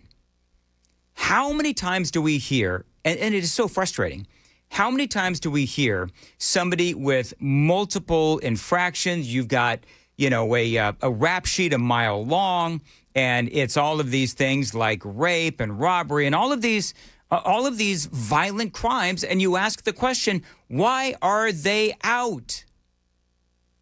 Well, I think this bill that Cameron Sexton and the House want to pass, I think that they're trying to remedy that situation. Here's more from Cameron Sexton. The last strike has to be a violent crime. It can't be a misdemeanor that puts you into the 3-strike category. A third of a strike is a misdemeanor per se. A fourth of a strike, a half of a strike is a non-violent crime, and a violent crime is a full strike. Yeah. So, I mean, to me, this does make sense. Now, y'all know, if you know anything about me, I am hardcore on law and order. I just am. That's how I was raised, and that's how I think that Tennessee should strive to be as law and order as possible. And in Tennessee, you know, we've been very tough on things like illegal immigration. The state legislature has really been trying to shore up these kinds of issues. And, you know, again, how many times do we read or hear the stories of guys who should be in prison but aren't? They go out, they kill folks. We see it daily. So I understand the spirit with which Cameron Sexton and a lot of the folks in the House of Representatives are looking to pass this bill out of the state legislature. So, of course, there are differences between what California did in the 90s and what Tennessee is looking at right now. And it does seem to me that one of the biggest ones is that third strike could be a minor crime in California. But, you know, if it's a third strike, you could face 25 years to life under the California laws of long ago. In Tennessee, you just heard Cameron Sexton say that a third strike law here has got to be a violent crime. In California, also, you couldn't really work off strikes the way that this Tennessee plan would allow you to do. But this whole thing actually started erupting into a war of words because State Senator Todd Gardenhire essentially killed it in the Senate Judiciary Committee. This is what Cameron Sexton had to say about that. Well, he's always emotional when you're talking about holding criminals accountable. He's the softest General Assembly member on crime that's here by far. I think Justin Jones and Pearson are stronger than he is, which is saying a lot. Wow. I mean, I'm going to play that one more time just to make sure that you understand how badly Cameron Sexton has thrown Todd Gardenhire under the bus. Listen to this again. Well, he's always emotional when you're talking about holding criminals accountable. He's the softest General Assembly member on crime that's here by far. I think Justin Jones and Pearson are stronger than he is, which is saying a lot. I mean, wow. And that is saying a lot. And clearly the speaker is frustrated. He wanted this to pass through the Senate. One thing that does seem to be a point of contention is the money that it would cost. And has the money been, I guess, appropriated? Was it attached to the legislation? That is something that we'll ask the Speaker of the House about at 7:35. You know, this 3 strikes law would have resulted in more bad guys going to prison. Gardenhire says that, well, we need money for this, and he says there is no money attached. Sexton says that is absolute BS. And in the legislation, that may be 3 to 4 years down the road. There's no cost this year to the bill. 0 cost. It's an assumption. There was no cost to the bill. He used a mechanism to try to say there was, but there wasn't. But at the end of the day, he voted against truth in sentencing. He's voted against bail reform. He's voted against 3 strikes. He just continues to not support victims, and that's unfortunate. Yeah, Gardenhire for himself, and I've got a little bit of audio from him coming up. But, you know, he said a few things in that committee hearing as well. Not real complimentary of Speaker Sexton. We'll get to that and the rest of the story. Coming up next, it is Nashville's Morning News, 6:45. Time to check the roads on WTN.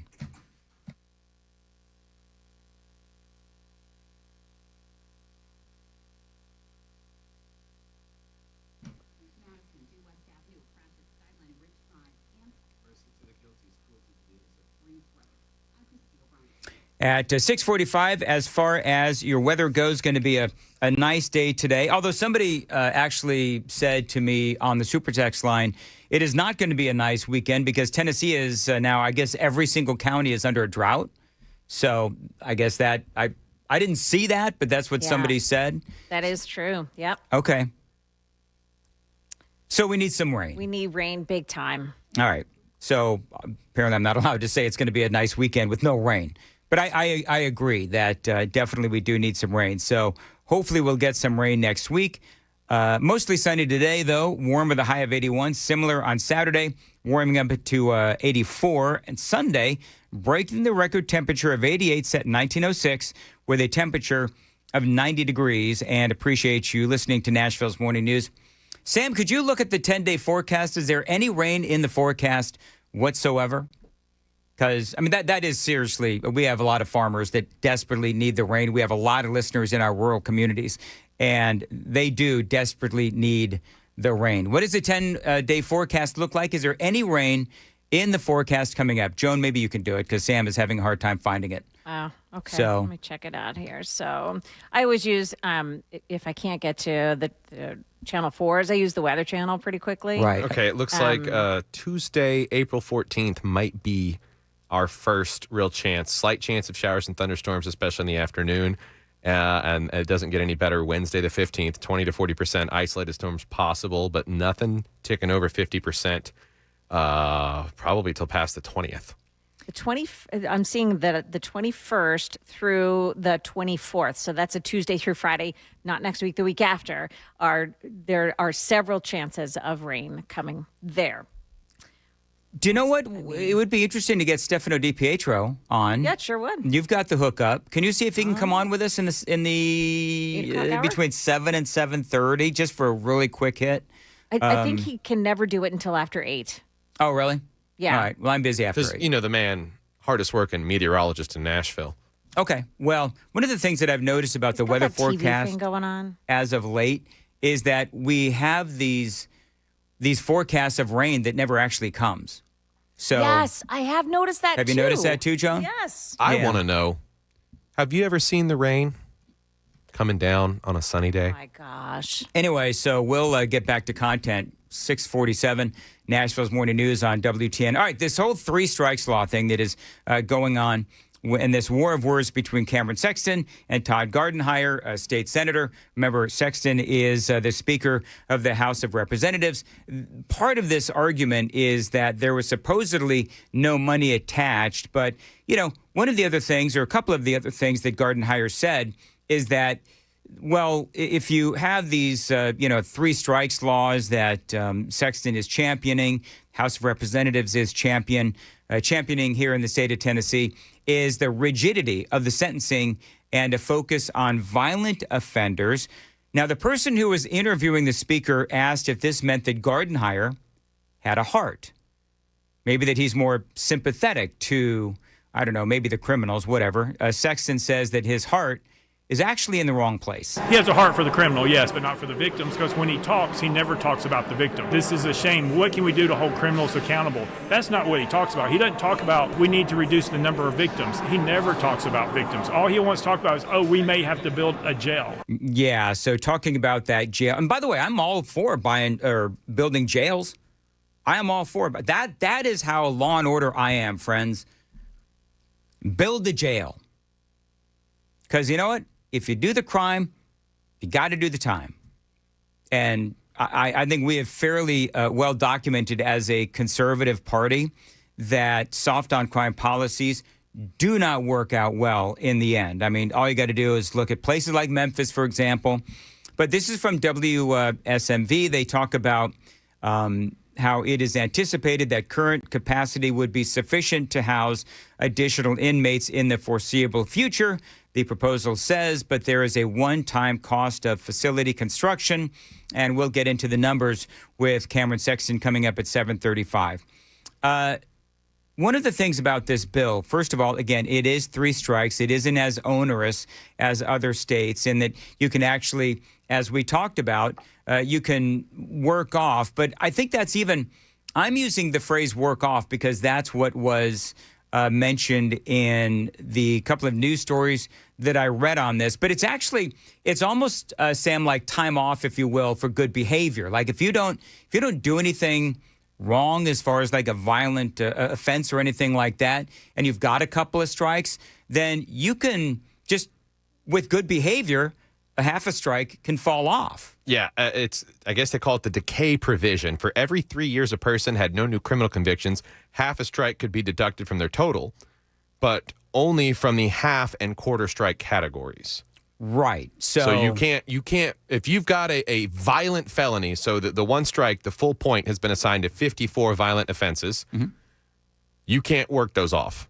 And that's, I as Cameron Sexton pointed out, I agree with him that the representative from Chattanooga is kind of being sympathetic to the criminal in that aspect, because after the third strike, you'd be in prison for life, more than likely. Well, we'll have to wait and see what Cameron Sexton has to say. You know what I'm going to do?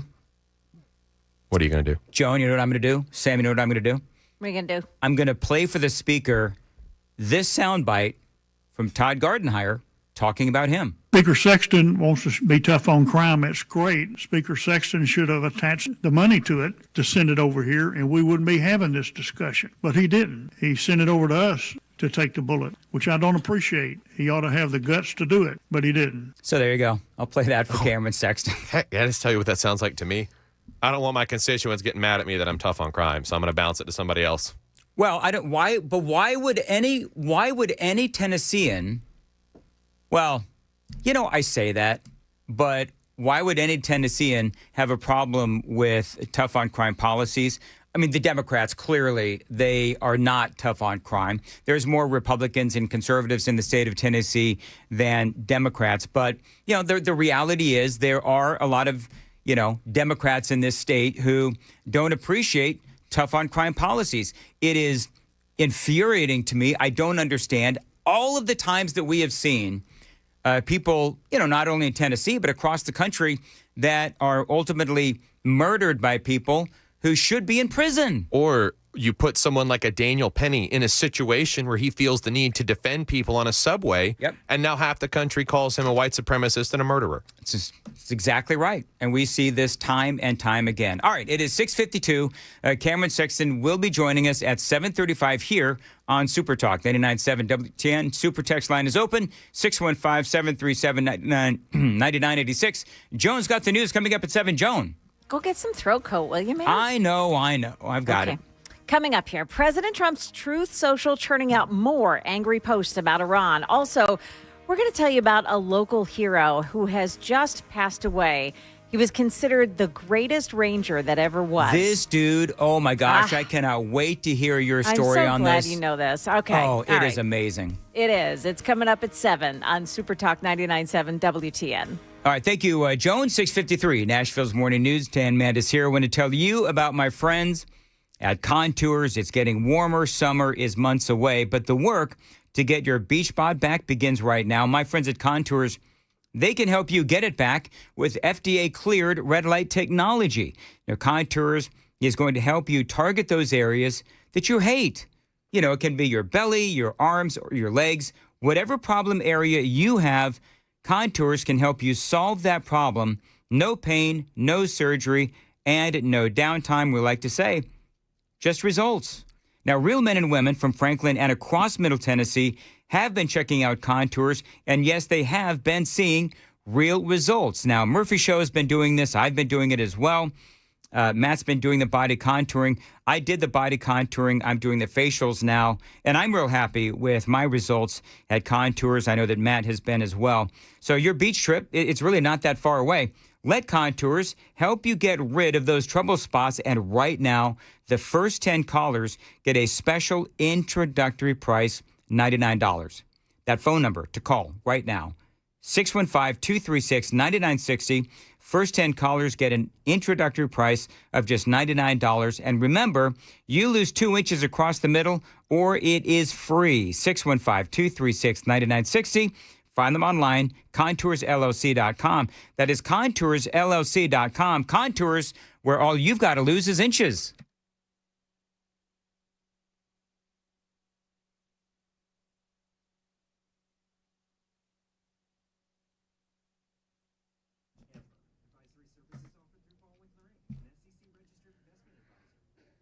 Dan Mandis here for my friends at DT McCall's. Yes, indeed, it is that time of the year. Not only is it lawn mowing season, but also it is that great Cub Cadet sale going on, again, this time of year, every year, from DT McCall's. Now, you know that they are one of the top Cub Cadet dealers in the country.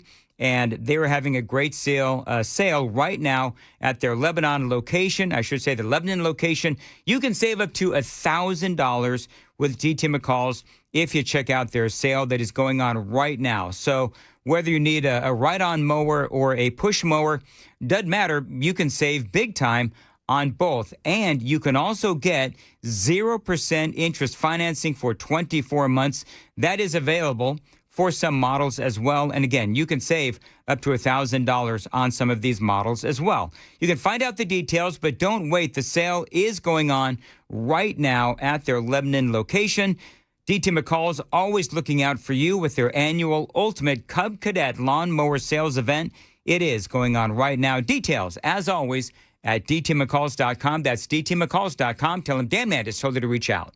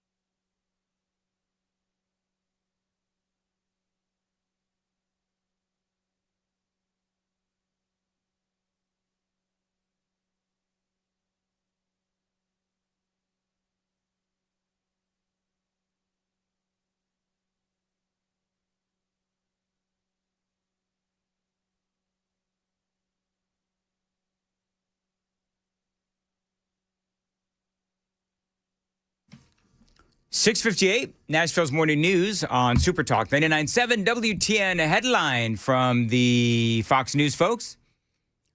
Hormuz choke point persists as Iran halts oil traffic despite Trump's ceasefire. You know how many, Joan, you know how many ships are like holed up there at the Strait of Hormuz? 3,200. Oh, my goodness. Yeah, a backlog of roughly 3,200 vessels, among them 800 tankers and cargo ships, has built up west of the strait, with ships idling as operators wait for clarity on whether it is safe to pass. No oil tankers have risked the journey in recent days, according to Matt Smith, an analyst at Kepler, a data and intelligence company. So, again, that headline, Hormuz choke point persists as Iran halts oil traffic despite Trump's ceasefire. So J.D. Vance is, at some point this morning, headed to Pakistan. Fingers crossed that we can get this worked out. It is 7 o'clock on Super Talk 99.7 WTN.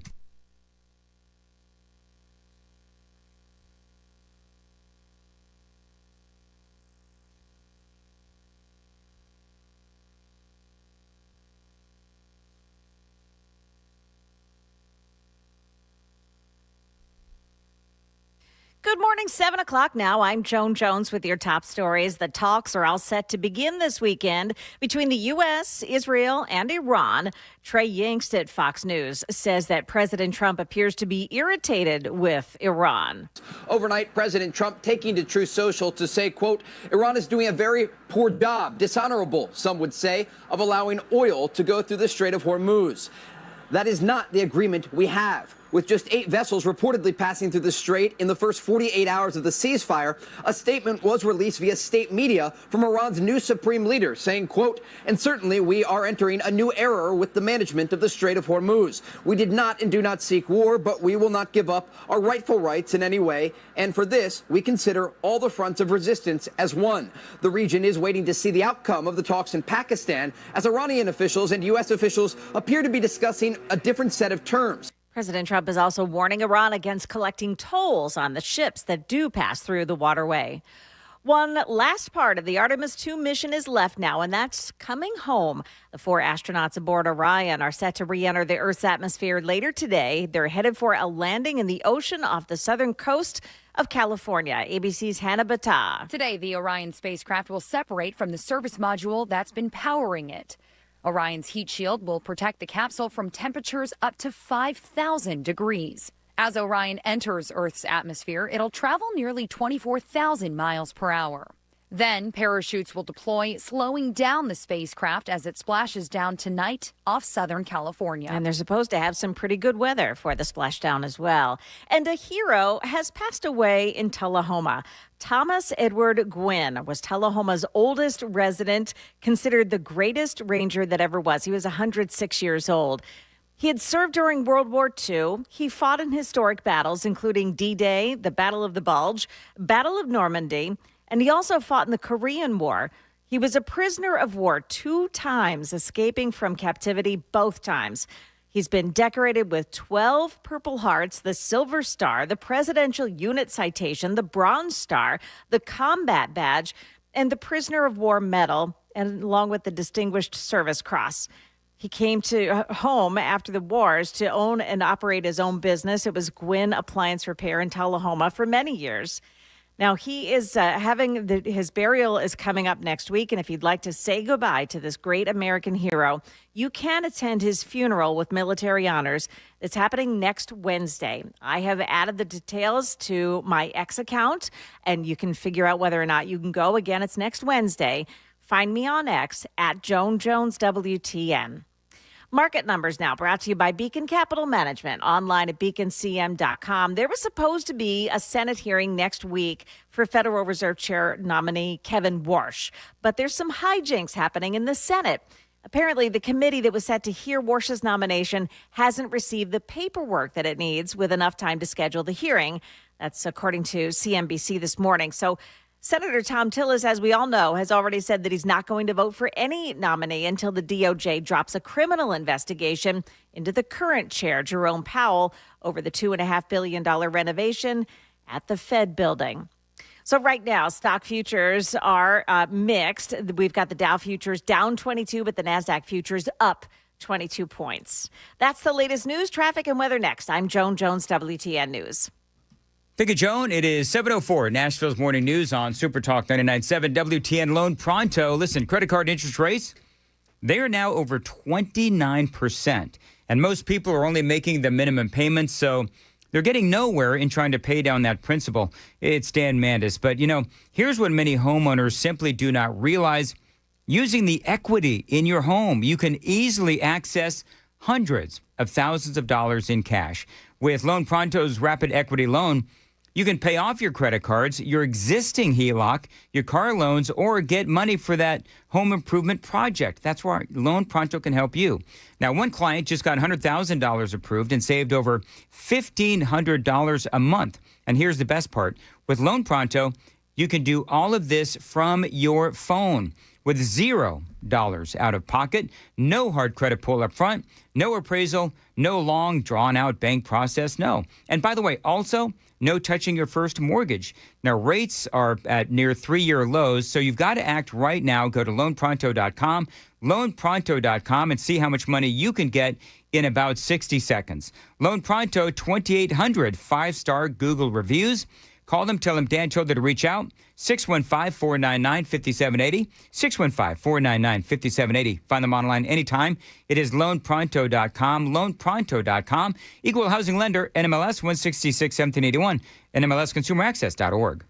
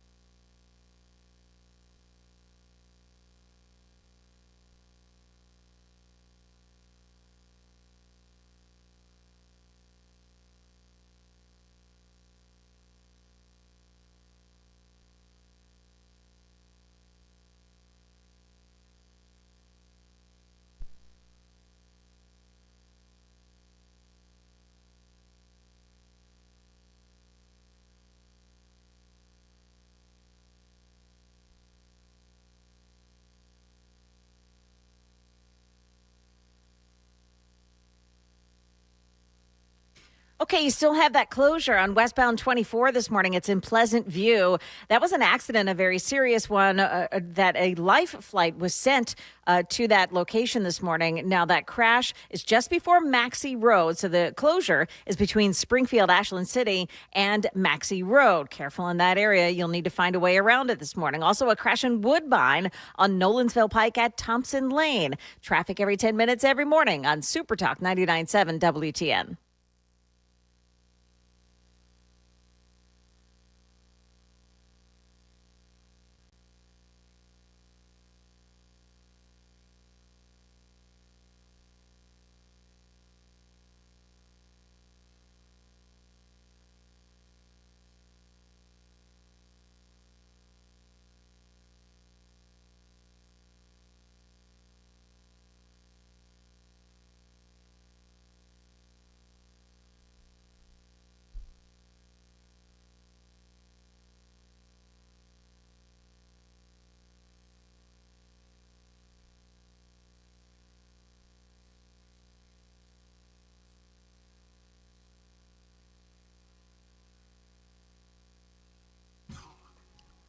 .708 Nashville's Morning News on Super Talk 99.7 WTN. Welcome on in, and it is Friday, April 10th.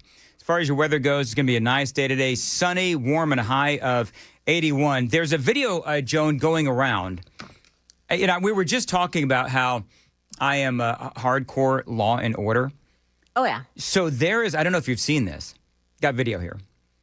But there is a sheriff who... he's not making any bones about it. There was a criminal who shot a cop or a law enforcement officer in, I think it's going to be Kern County, California.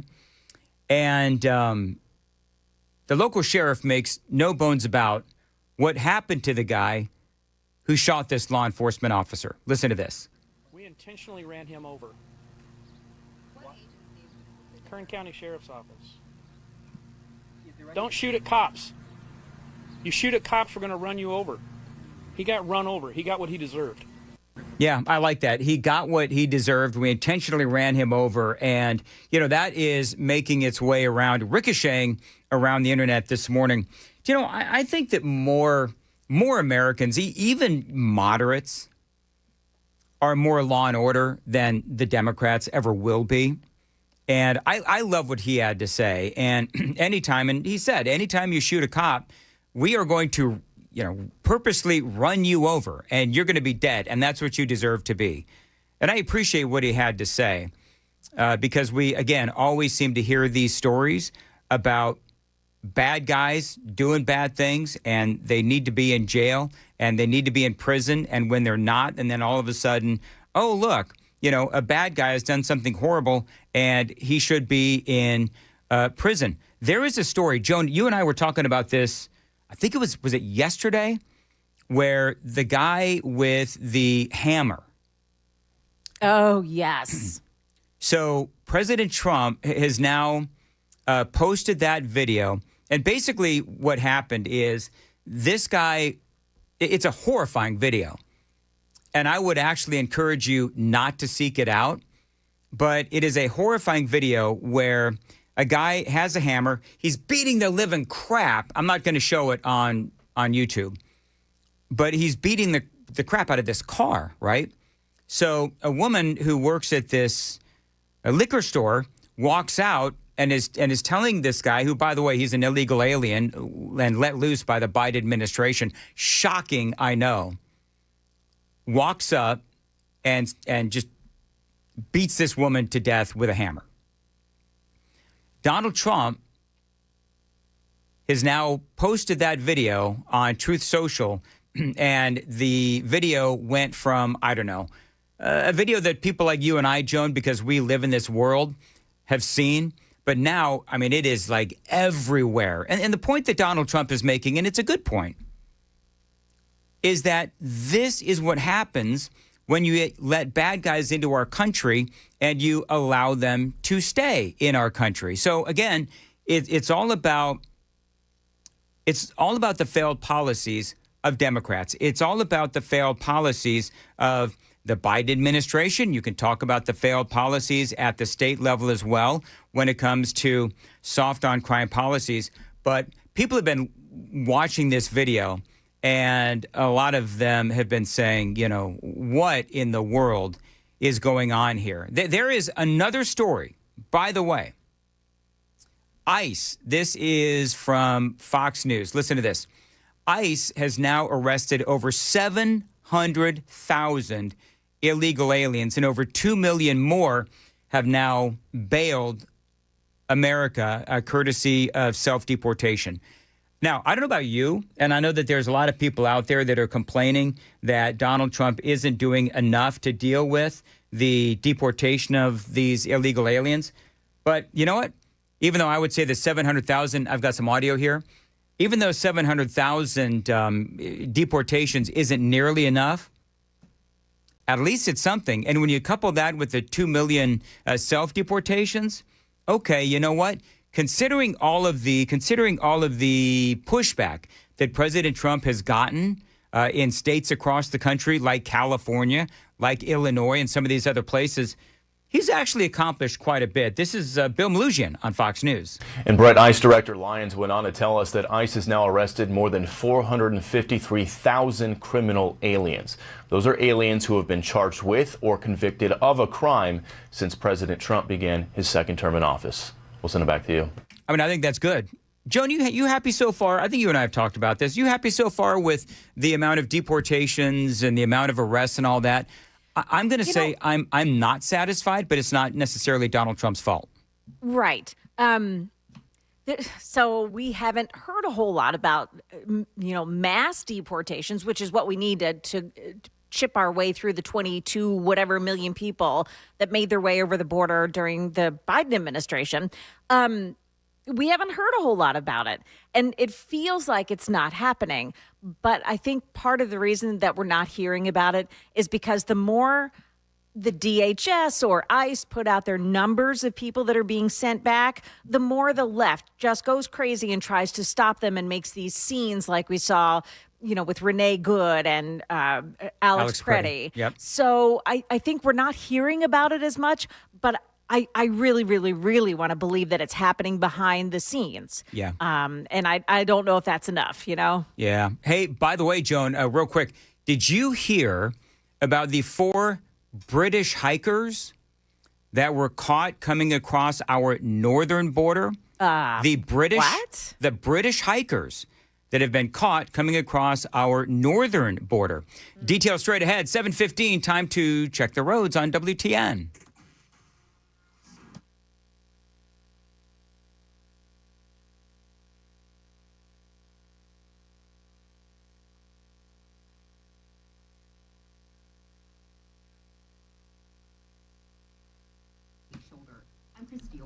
As far as your weather goes, mostly sunny, warm, a high of 81. Same story on Saturday, warming up to a high of 84. Sunday, breaking the record temperature of 88, set in 1906, a temperature of 90 degrees on Sunday. Appreciate you listening to Nashville's Morning News. Yeah, Joan.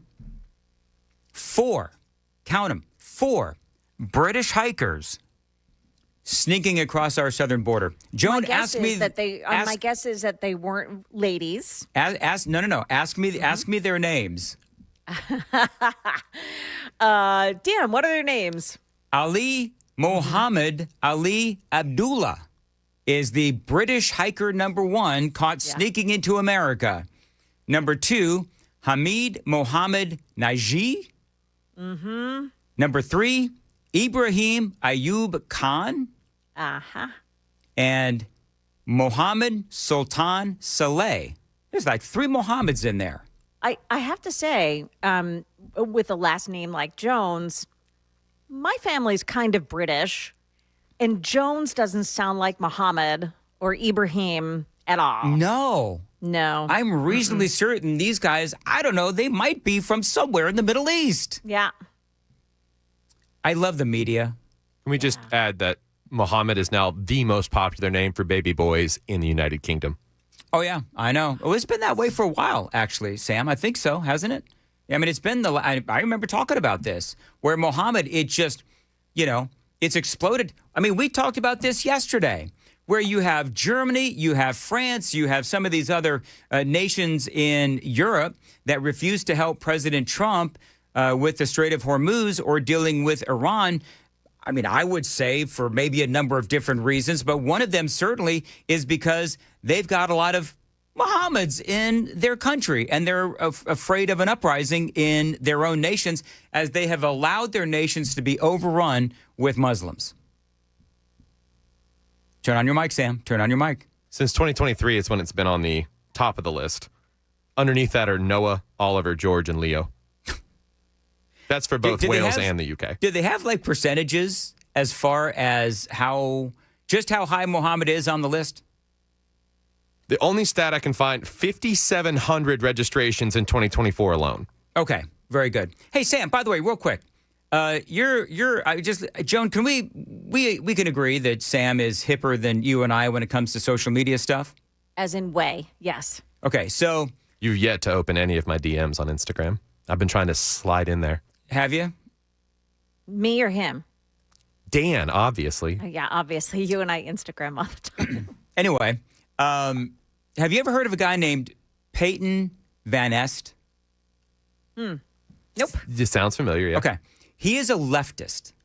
And I feel like this is just, I don't know if it's just like what are the algorithms? But all of a sudden, I'm getting so many nut jobs on social media, and it's showing up in my X feed. But I want you to listen close, because what old Peyton Van Est is doing is a new trend, apparently, or maybe it's an old trend on social media, where he is effectively calling for the assassination of Donald Trump. Yeah, listen to this. Somebody should.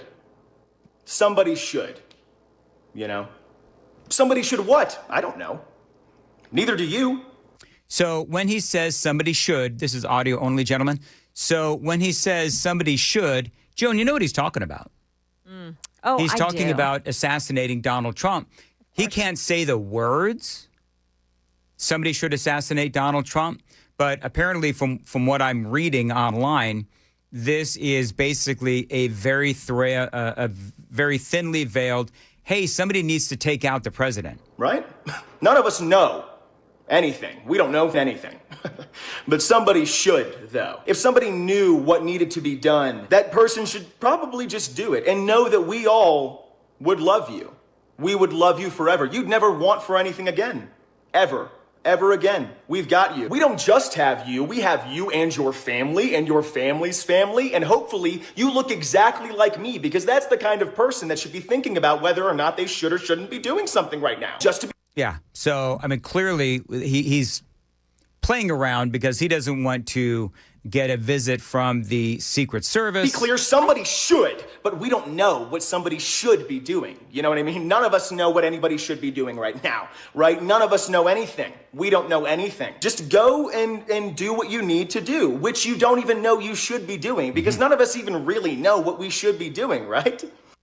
So that is the kind of games that the left is playing. That kind of takes it up a notch, because what he's doing is offering to pay the person who does such a thing. Yeah, because So I you think heard that him. that's a ramp up of, and I think the FBI should be looking at that. Oh, they absolutely should. He needs to get a visit from the Secret Service, from the FBI, whoever.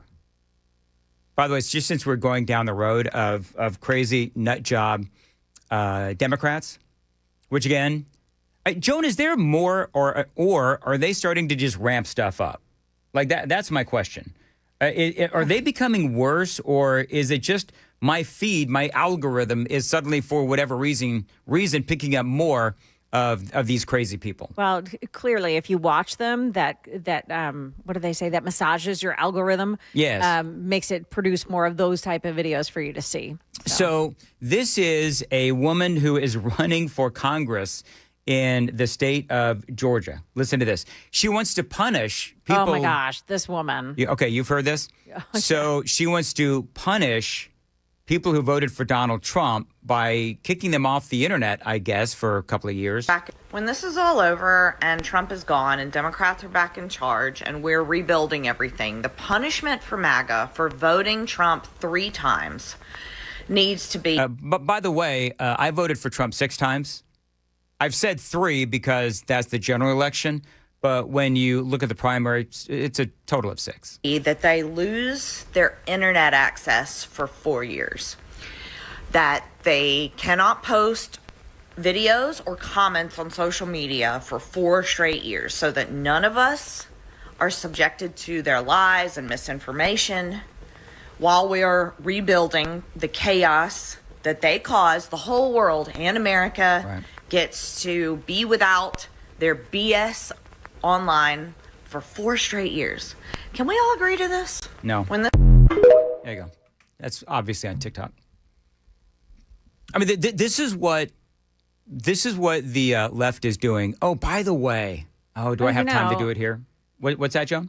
Yeah, you remember I still have the Hunter Biden ridiculousness from yesterday. Oh, you do? I do. I can grab You that want to do audio you want to do a real quick Hunter Biden calling for a cage match? Cage match. Oh, go ahead and you go and play it there. It's video, but Joan can't do video from where she is. So this is audio only, but this is Hunter Biden crawling out of that rock that he lives under. And here's what he has to say. Hunter Biden. Why aren't you there, audio?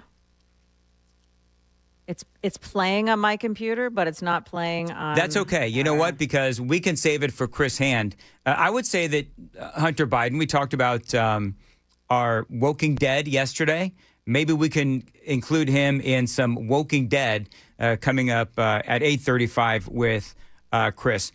Today, the Orion spacecraft will... Do you know, real quick, do you know how much George Conway spent... You know George Conway, right? We talked about him yesterday. Do you know that he is despondent because he spent $1 million on Joe Biden's campaign, and he still lost? Like, his personal money? I don't exactly know where he got the money or all of that, but he was interviewed, and he says, I am despondent because basically I spent my child's inheritance on Joe Biden. Now, what? Here, and we'll play the audio here in a little bit, but I'm sitting there thinking, okay, so if you were dumb enough to spend $1 million on Joe Biden's campaign when you know how bad Joe Biden was as a president and as a babbling adult of a man candidate, and you spent $1 million on that, you deserve to lose your money, you jackhole. You really do. And he's running for Congress. Do you trust a man, George Conway, do you trust a man who spent $1 million on Joe Biden's clearly failing campaign and memory? There is just no way. So now George Conway is making the news, but not in, I would say, a way that he wants. Got to run. 724 on Super Talk 99.7. Joan's got the news coming up at 7:30. Joan. Yeah, so Iran spent the night targeting at least one of its neighbors again. Also, we're hearing from one of the First Lady's advisors about that surprise announcement yesterday. We'll tell you what he has to say about it coming up at 7:30 on Super Talk 99.7 WTN. Alrighty, thank you, Joan. 725, Nashville's Morning News on Super Talk. By the way, we've got Cameron Sexton, House Speaker Cameron Sexton for the state of Tennessee. He is going to be on with us at 7:35 here on Nashville's Morning News. There's a bit of a battle going on within the Republican Party here in the state of Tennessee. Stoltzco. Now, listen, Stoltzco, this is a great Tennessee company. They do continue to grow and expand. Now, they do build pole barns. And, you know, these pole barns can serve as a garage, an event space, an equestrian building, even barn dominiums. And you can live in these barn dominiums, these pole barns. And these days, they are new and improved because they are offering you turnkey options. Now, that means that Stoltzco is going to handle the design, the construction, and the amazing finishing touches. You turn the key and you are home thanks to Stoltzco. And again, I can't say it enough. Your new pole barn from Stoltzco can be used for anything. So if you've got some land that needs some sort of a building for whatever you want, call my friends at Stoltzco, Stoltzco, Stoltzco.com at 615-622-5992, 615-622-5992. You can also find them on Instagram and Facebook to see examples of their incredible work around Middle Tennessee. Stoltzco.com.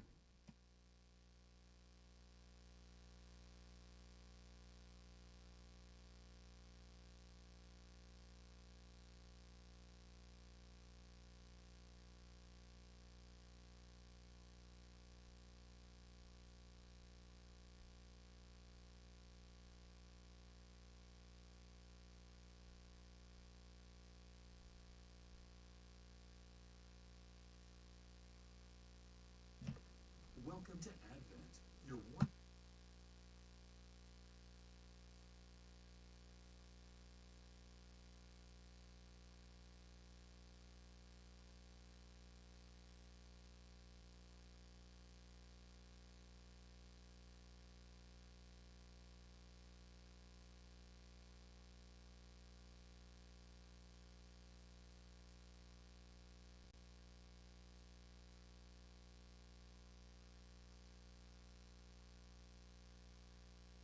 $727, Super Talk 99.7 WTN, Ridgeside K9 Nashville. Listen, friends, if you've got a dog that needs some training, Ridgeside K9 Nashville, they can help you. I call them the dog whisperers.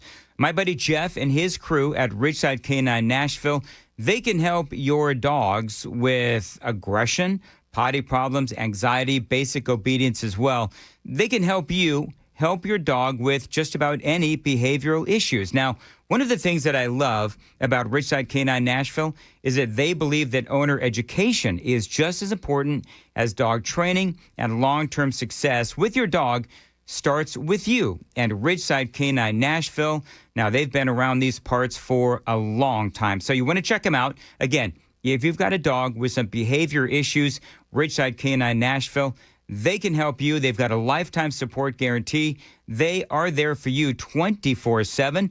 Ridgeside K9 Nashville. Call my buddy Jeff today, 615-878-0380, 615-878-0380. Find them online, rsk9nash.com. The letter K, the number 9, rsk9nash.com.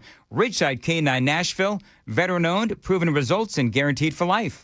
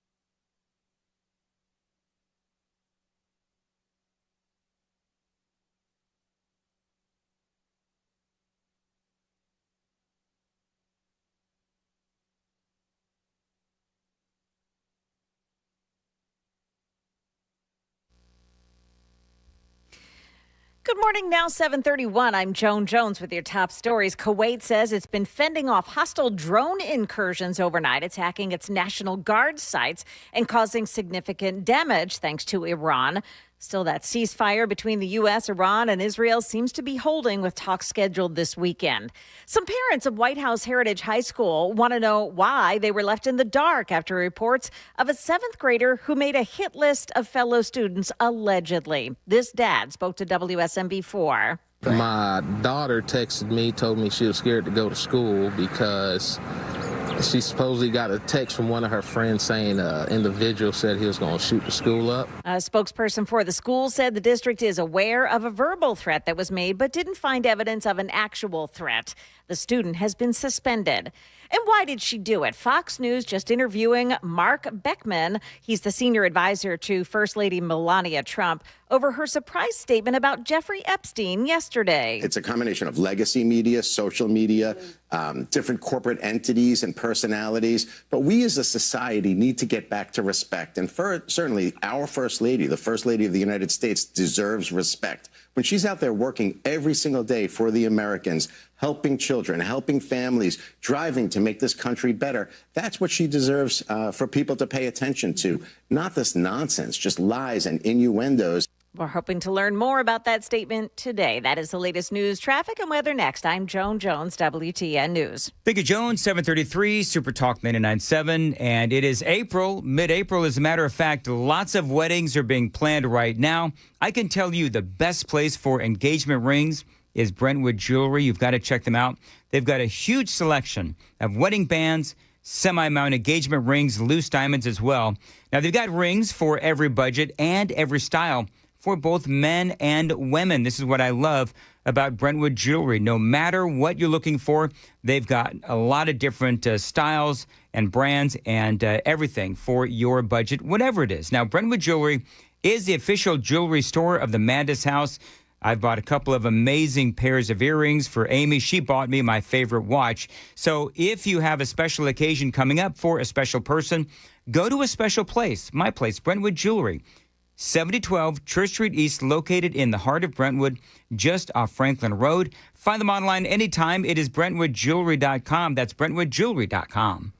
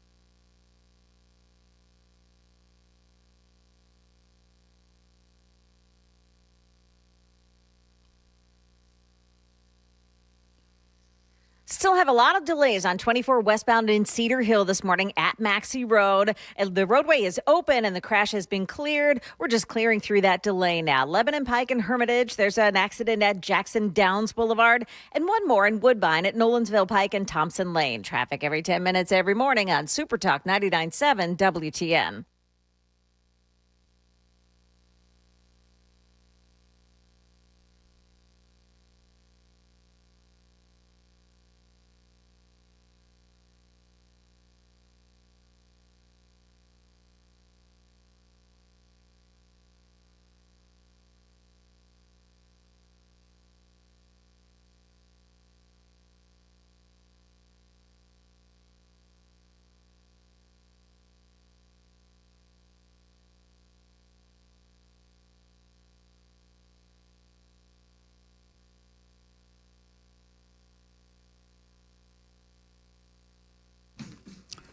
.38, Nashville's Morning News on Super Talk 99.7 WTN. Welcome on in to a Friday, and welcome on in to Nashville's Morning News. House Speaker Cameron Sexton.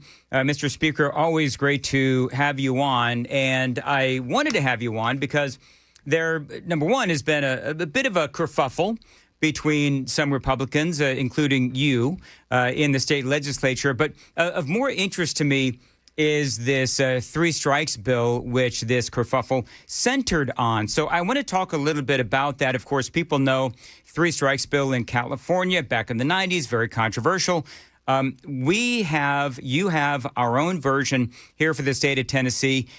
And I guess it passed the House and then it died in the Judiciary Committee in the Senate. Is that correct? That is correct, on a 4-5 vote, and actually Lieutenant Governor McNally was in there to vote on it, and I assume a senator flipped their vote on him in the end, so he wasn't able to vote. Okay, so let's talk a little bit about what the three strikes bill would have done. Now, are you the sponsor of the bill? Yes, I believe it's in my name. Yes.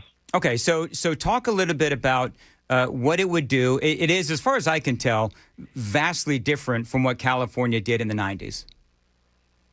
It is. It's one of the bills that we worked with the White House on, and Stephen Miller and the Manhattan Institute and Americans First Policy Institute and Cicero and a bunch of other groups to come out with a different version. You know, one of the issues that we have is a lot of plea bargaining out there. And so we wanted to have the three strikes to look at how, if things were being plea bargained. Also, we wanted to do a three strikes plan that would show the escalation of crime, meaning it usually starts lower and they escalate up to more violent. And so the difference between ours is if you get charged with certain misdemeanors, it counts as a fourth of a strike. If you have a nonviolent felony, it counts as a half a strike.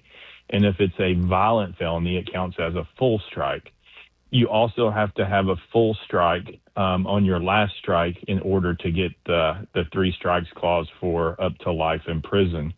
But the difference is between ours and anyone else in the country is that mechanism, but also it allows for people who want to turn their lives around. And so if someone doesn't have a conviction in 3 years, then you lose a half a strike. And every 3 years you go without a conviction, then you lose another half a strike. So it's a way to hold people accountable, but give them an opportunity to change their lives around by reducing strikes if they don't have convictions over a certain period of time, which makes it much different than any other three-strike policy in America. Yeah, it's not like, and we did talk about this earlier, sir. So in California, I remember this because I'm from California.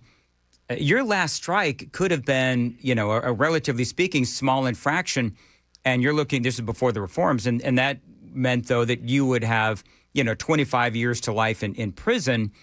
This is, as you just said, that last strike has to be a violent felony. That's number one. And number two, one of the other big differences is as time goes on, if you're a good citizen, some of these infractions can fall off. And I will tell you, sir, that I'm a big fan of this bill, actually. I think that, there's a lot of good here because, as I said earlier, in the radio broadcast, how many times do we see stories? How many times do we hear stories of bad guys who should be in prison but they're not, and they do horrific things. And so all of this makes sense to me. Was there a specific reason why Todd Gardenhire and you had some not so flattering things to say about the senator yesterday, saying that he was soft on crime and so forth? And, you know, I understand your frustration because I share it, but was there some specific things that he and other Republicans had an issue with as it related to this bill, and that's why it did not pass the committee? Well, I mean, look, the senator, I mean, we all know down there that he's going to vote against because he's too soft on crime. On three strikes bill, he voted against. Our bail reform, he voted against. The constitutional amendment to allow discretion for judges to deny bail for violent criminals, he decided to vote against and try to kill that, as well as trying to kill truth in sentencing.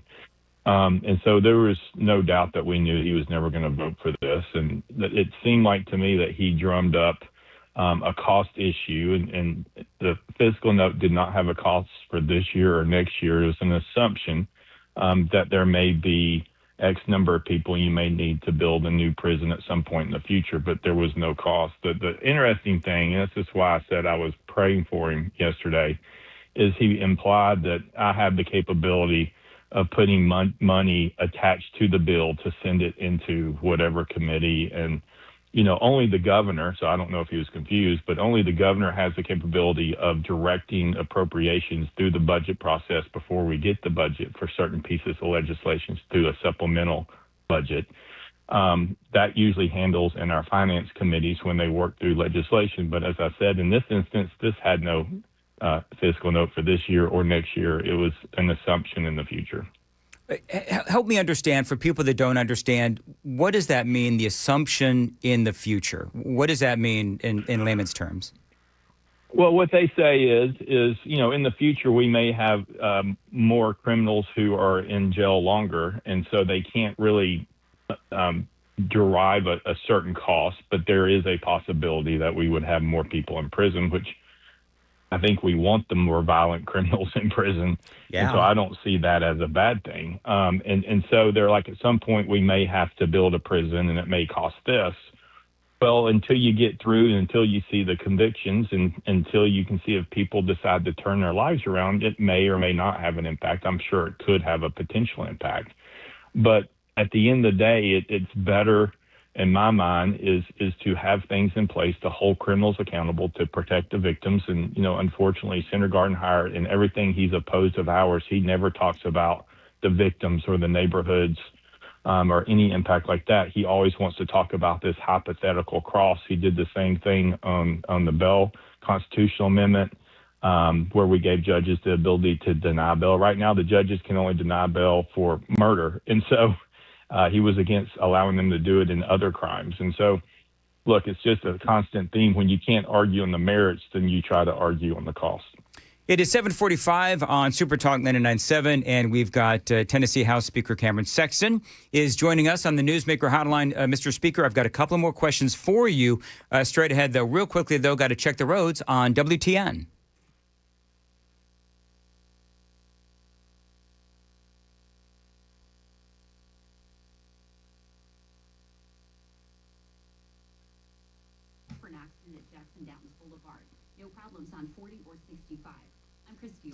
Mostly sunny, warm, and a high of 81 today. Similar on Saturday morning, warming up to 84 eventually. Sunday, breaking the record temperature of 88 set in 1906. We've got a temperature of 90 degrees expected on Sunday. Appreciate you listening to Nashville's Morning News on Super Talk 99.7. All right, so, Mr. Speaker, this is what Senator Gardenhire said about you yesterday. Speaker Sexton wants to be tough on crime. That's great. Speaker Sexton should have attached the money to it to send it over here, and we wouldn't be having this discussion. But he didn't. He sent it over to us to take the bullet, which I don't appreciate. He ought to have the guts to do it, but he didn't. I mean, he's kind of, and you just explained the whole thing with the money, and I understand that. What is it that Senator Gardenhire isn't understanding about the financial process here? I mean, we all know that the Senate Majority Leader is Jack Johnson. I mean, is there some sort of a move that you could get this out of committee? Well, that's the Senate thing. The Senate could go back and reconsider their actions if that's what they choose to. It's up to them. I think if you go back and look at the committee, if it's still on there at the very end of that committee in the Senate, someone asked him with his mic still on about, are we going to reopen? He goes, we're not going to reopen unless I'm not chairman anymore. And so he kind of just took a direct shot at the lieutenant governor and leadership in that regard and called a bluff. So who knows? Look, I mean, at the end of the day, he also said in there he's not soft on crime. There's nothing saying you're not soft on crime by saying you're not soft on crime. So, look, it's a fabrication of what he's trying to do. He's done the same thing on every bill. He wants to agree with the criminal defense attorneys on everything. Whereas in this bill, the DAs, the sheriffs, the police chiefs were all supportive of it. And actually the DAs, from our understanding, was sitting in the committee room willing to testify, and he would not call them to come up to counter the criminal defense attorneys and even give them a chance to respond to let them tell how much in support of this and how much this bill was needed. Okay, so I've read several different articles on this now, and some have said that this is, dead in committee, which you just said it is. But is there any other way to bypass the committee? Because I believe that if this got out of committee and got onto a full floor vote in the Senate, that it would more than likely pass. Is there any other way that you can bypass the committee? Well, I mean, look, it's really into the Senate place. So if you have this piece of legislation, they could reconsider their actions if they choose to. That's one item. Then that would go to finance, and then we would work out those details, which I don't think there is a note on this based on the notes. So there's no money to appropriate. I think it would pass overwhelmingly on the Senate floor and the House floor. I know the House floor will pass it. And unless there's another bill out there that allows us to go down that road, you could attach it to something else. It's a little late to see if that's the case. So, unless the Senate, and I'm not asking them to do anything, it's on what they want to do. I mean, I'm happy to wait till next year. I think it's really important to get it done this year to help the DAs and the sheriffs and send a message to criminals. But it's also a great type of criminal justice reform where you do hold people accountable, but you also give them the option to change their life and not be penalized for life. And hopefully we can get it done. We'll see if the Senate's willing to do that. I mean, we'll see. Senator Gardenhire, as I said, at the end of that committee, called the bluff of the Senate, and we'll see what happens. Is there, and I don't know the dynamic between all you guys and all you folks, but, is there a way to sit down with the senator and say, listen, we got to negotiate here, or there's got to be some way that we can get this passed? Because to me, this does seem to make, it's very common sense as to what you folks want to do. Is there any negotiation that could take place here, or is he just adamant, and based on what you're telling me, he's always no on this kind of stuff? He's always been no on everything like this. So there's no chance. And with his comment at the end of the committee where he said he will not open up unless they put in a new chairman, that's directly to the Senate. And so who knows if they will or won't. But there's no need to sit down with him. I mean, he's going to side with the criminals every single time. He's going to want to be soft on crime, and you can't overcome that. This is now the fourth bill that he's done that on, and the other ones have all passed out. The disappointing part is Lieutenant Governor McNally was in that room to vote for it. And due to circumstances that happened, he didn't get a chance to. And then you also had the DAs willing to testify for the bill, and they weren't allowed to. And so I think that's a conversation with the Senate. Leader Johnson's a strong victims' right senator and supports being tough on crime, as well as Senator Harshbarger, who was in there, and Senator Taylor, who was in there, Senator Don White, who was in there. And so there's the votes that have it. It's unfortunately a conversation with the Senate, and the ball is in their court at this point in time. All right, Cameron Sexton, House Speaker, always appreciate having you on, and I'm going to look forward to following this because it's really interesting. And I think what you want to do is just common sense. And appreciate you joining us here on Super Talk 99.7 WTN. It is 7:51, and Joan's got the news coming up at 8. Joan. Yeah, we'll tell you what Vice President J.D. Vance just told reporters as he was boarding Air Force Two. This happened moments ago. It's coming up at 8 o'clock on Super Talk 99.7 WTN.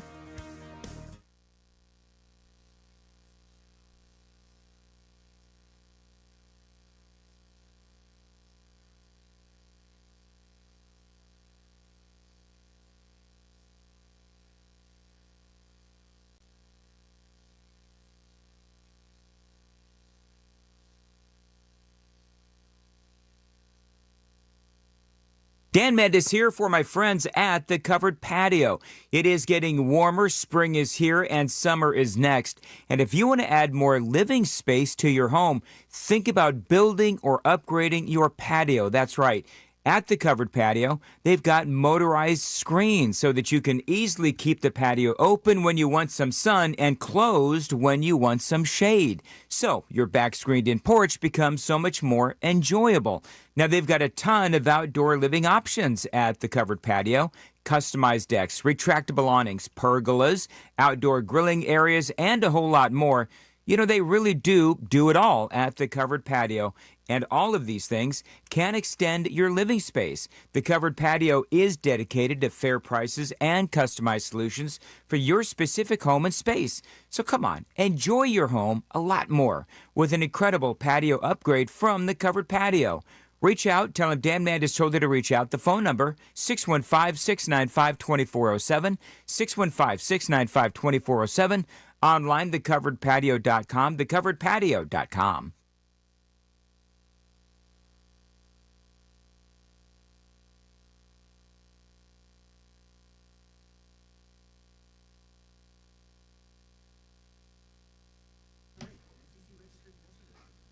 Dan Mandis here, Mark Spain Real Estate. Skip the spring cleaning and sell your home hassle-free with the guaranteed offer from Mark Spain Real Estate. You know, the spring real estate market is in full swing.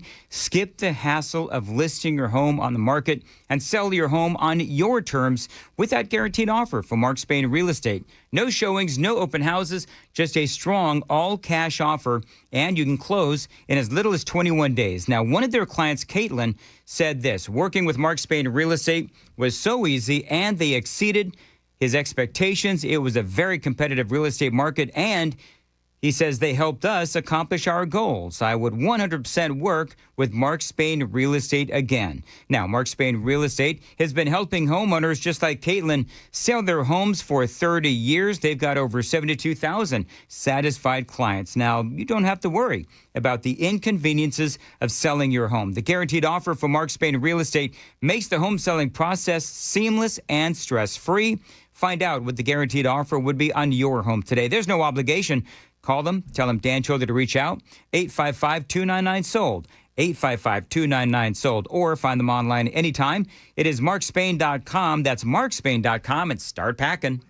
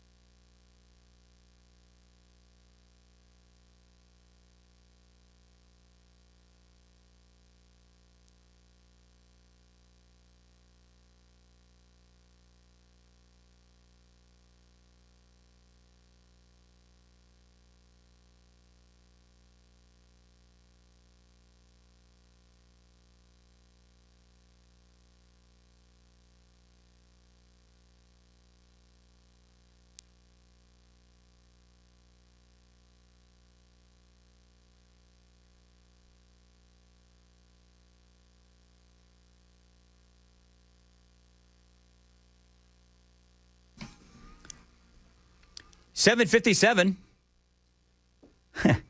Nashville. I don't know if I should read this, Joan.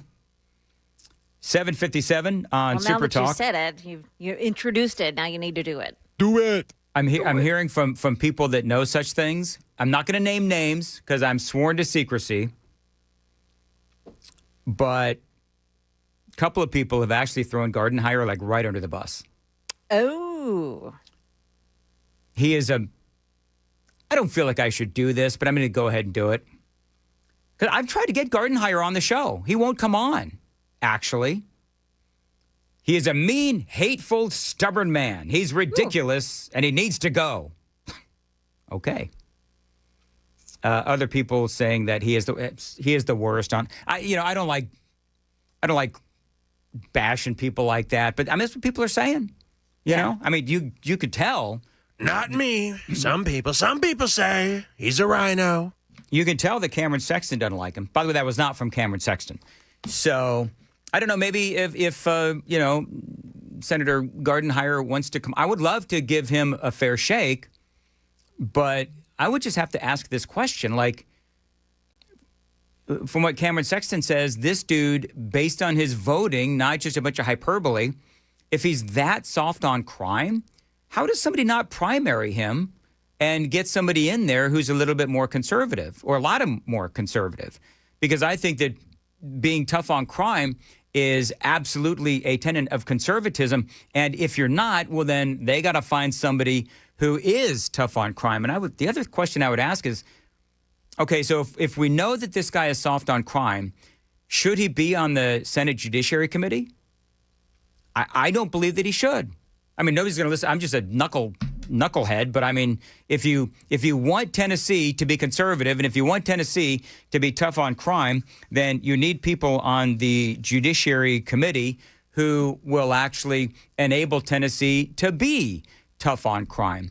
And that's what Cameron Sexton wants. I haven't interviewed Jack Johnson on this, but I'm assuming because he is always about victims' rights and protecting victims, et cetera. So I don't know. If Gardenhire wants to come on, I would love to talk to him, have a reasonable conversation about all of this. And I guarantee you that, he and Sexton, if I had them both in the studio at one time, never going to happen. Oh, that would be delicious fun, though, wouldn't it? It's a very small room. Very small room. We could bring in pillows and they could have a pillow fight. That's what we could do. I don't like that idea at all. No? No. All right. Bring boxing gloves, then I'm in. All right, very good. Very good, Joan. But you got to glue broken glass to the front of them, according to Joan. Wow. Anyway, got to go. 8 o'clock, Super Talk 99.7 WTN.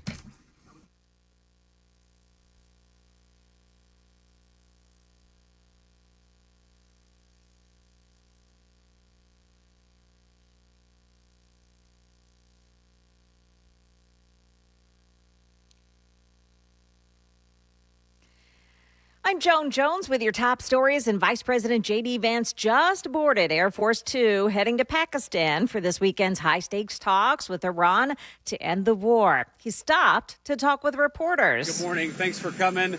Look, we're looking forward to the negotiation. I think it's going to be positive. We'll, of course, see, as the President of the United States said, if the Iranians are willing to negotiate in good faith, we're certainly willing to extend the open hand. If they're going to try to play us, then they're going to find that the negotiating team is not that receptive. So we're going to try to have a positive negotiation. The president has gave us some pretty clear guidelines, and we're going to see. So I hope you guys have a safe flight. We'll certainly take some questions later on. But for now, let's get on the plane and hit the road. Thank you all. And the timeline is a little fuzzy for the start of these talks. We'll keep an eye on it. We received an updated drought monitor this morning, and now all of Middle Tennessee and Southern Kentucky is experiencing moderate or severe drought conditions.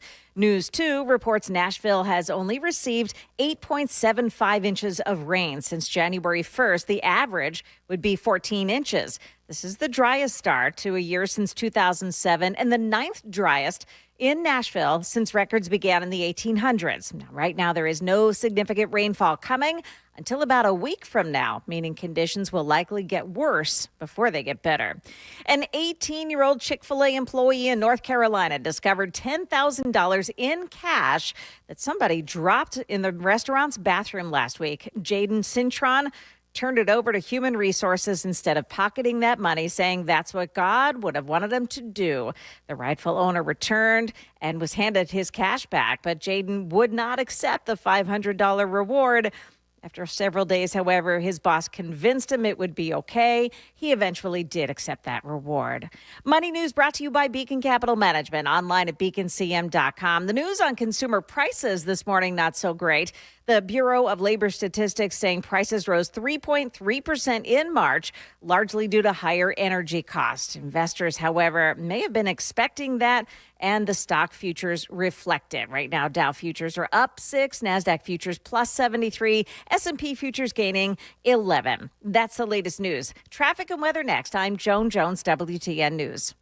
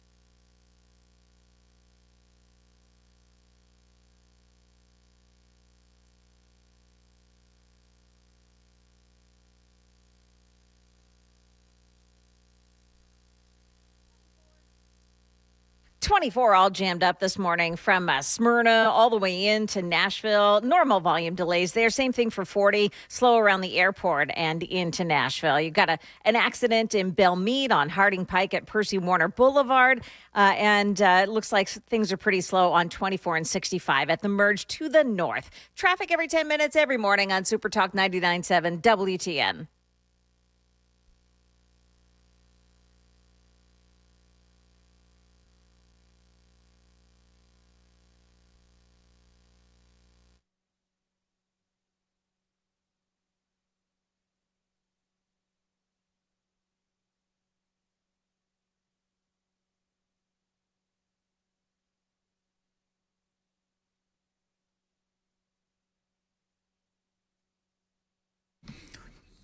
'806, Nashville's Morning News on Super Talk 99.7 WTN. The Super Text line, 615-737-9986, 615-737-WWTN. Want to welcome into the program John Henry. Now, John, you are running for the 6th to replace John Rose, and I had Johnny Garrett in here a couple of weeks ago. Your people reached out to me. I love to have people like you on because, you know, whether or not you win the election or not, and I'm very neutral on these things, but I love meeting people that have such an amazing story. And so you do have an amazing story, and I want to we'll get into, you know, the politics and all that kind of stuff. But I just want to talk about you. I mean, Christian home, got a whole bunch of siblings, but also You are somebody that proudly served our military for, is it 27 years in the Marines? Yes, sir. 27 years. So talk a little bit about that. How long you were in, 27 years, and what you did in the military. Yeah. Graduated high school. I married my high school sweetheart. We're still married today after 36 years. 10 days after I was married, I joined the Marine Corps. That was 1990. 10 months after that, I'm in what's called Desert Shield at the time, and then served in Desert Storm. Continued my path. We didn't know what meritocracy was. We just worked hard in the fields of Tennessee. You know, I applied that when I went in the Marine Corps. And honestly, we just worked hard, right? I served as a drill instructor at Parris Island. I went through, trained officers at Officer Candidate School at Quantico. I went from E1 to E9. We worked hard. I took advantage of everything that I could. Took my education for my GI Bill, just like they did World War II veterans. I earned my PhD last year. So we've done everything we can to give the people, the common man, to run for this position. And so we had a storied career. I served in Desert Storm, as I just said. I served in Operation Iraqi Freedom twice, Operation Enduring Freedom. We served, and I'm grateful for the power of prayer that I'm even here with you today from all we've been through. So it's just, I'm grateful to be here. I'm grateful to be able to serve. Last year, Chris had me on his show. We've been at this, yes, Chris Hand, for 11 months. After we announced with Chris Hand, we've been working hard.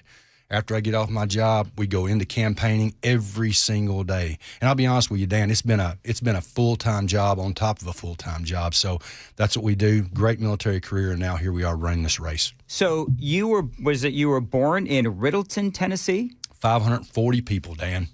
Okay, so where is it? I've been here 12 years. I've never heard of Riddleton. Yeah. In between Carthage, Tennessee, and Hartsville, Tennessee. You probably remember Hartsville because the tower just fell a couple of months ago.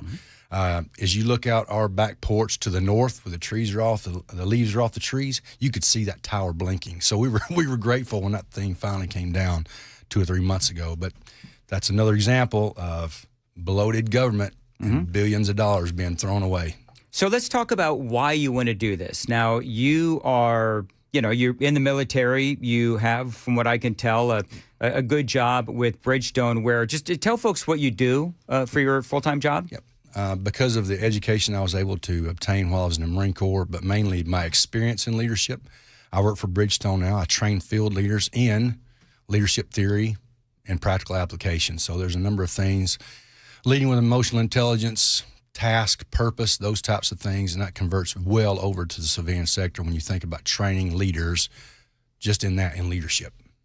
When you talk about wanting to serve our country, of course, you served, we've been talking about in the Marines, but now you want to serve our country by going to Congress. I'm going to ask you the question. I ask everybody this.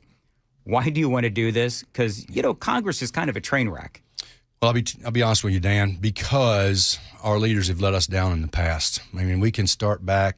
I'm in a very rural area. We have a little cow-calf operation. My father unexpectedly passed away last year, so that was placed in our lap. So we're trying to make it by with that.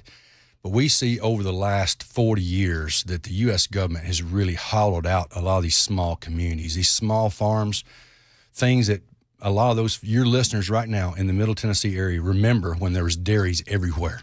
Literally, there were dairies littering the small hills and valleys of Tennessee. And we took that milk into local areas like Lebanon, where they pasteurized, homogenized, and that was food security. Our milk was raised there, it was processed there, and is distributed there. You'd pick a gallon of milk up in IGA, and it would say, made in Tennessee, in America, in Lebanon, Tennessee, in those small farms.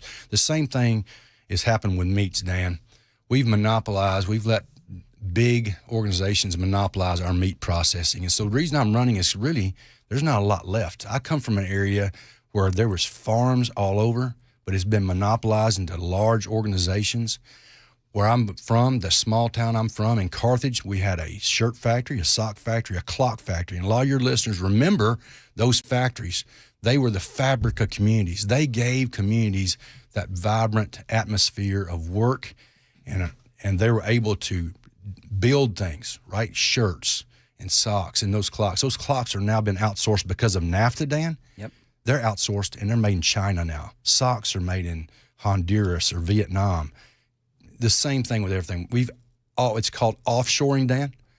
And we've offshored so much of these small communities around Tennessee. And we need somebody who's lived that life that can represent us, truly represent us, just like the small farmers that we are so proud of. Some of your listeners, either they farm or partially farm because you can't make a living farming anymore, or their uncle or their father or their grandfather. That's been taken away from us. And we need somebody to help bring some of that back to our small community and have that food security that we once had, Dan.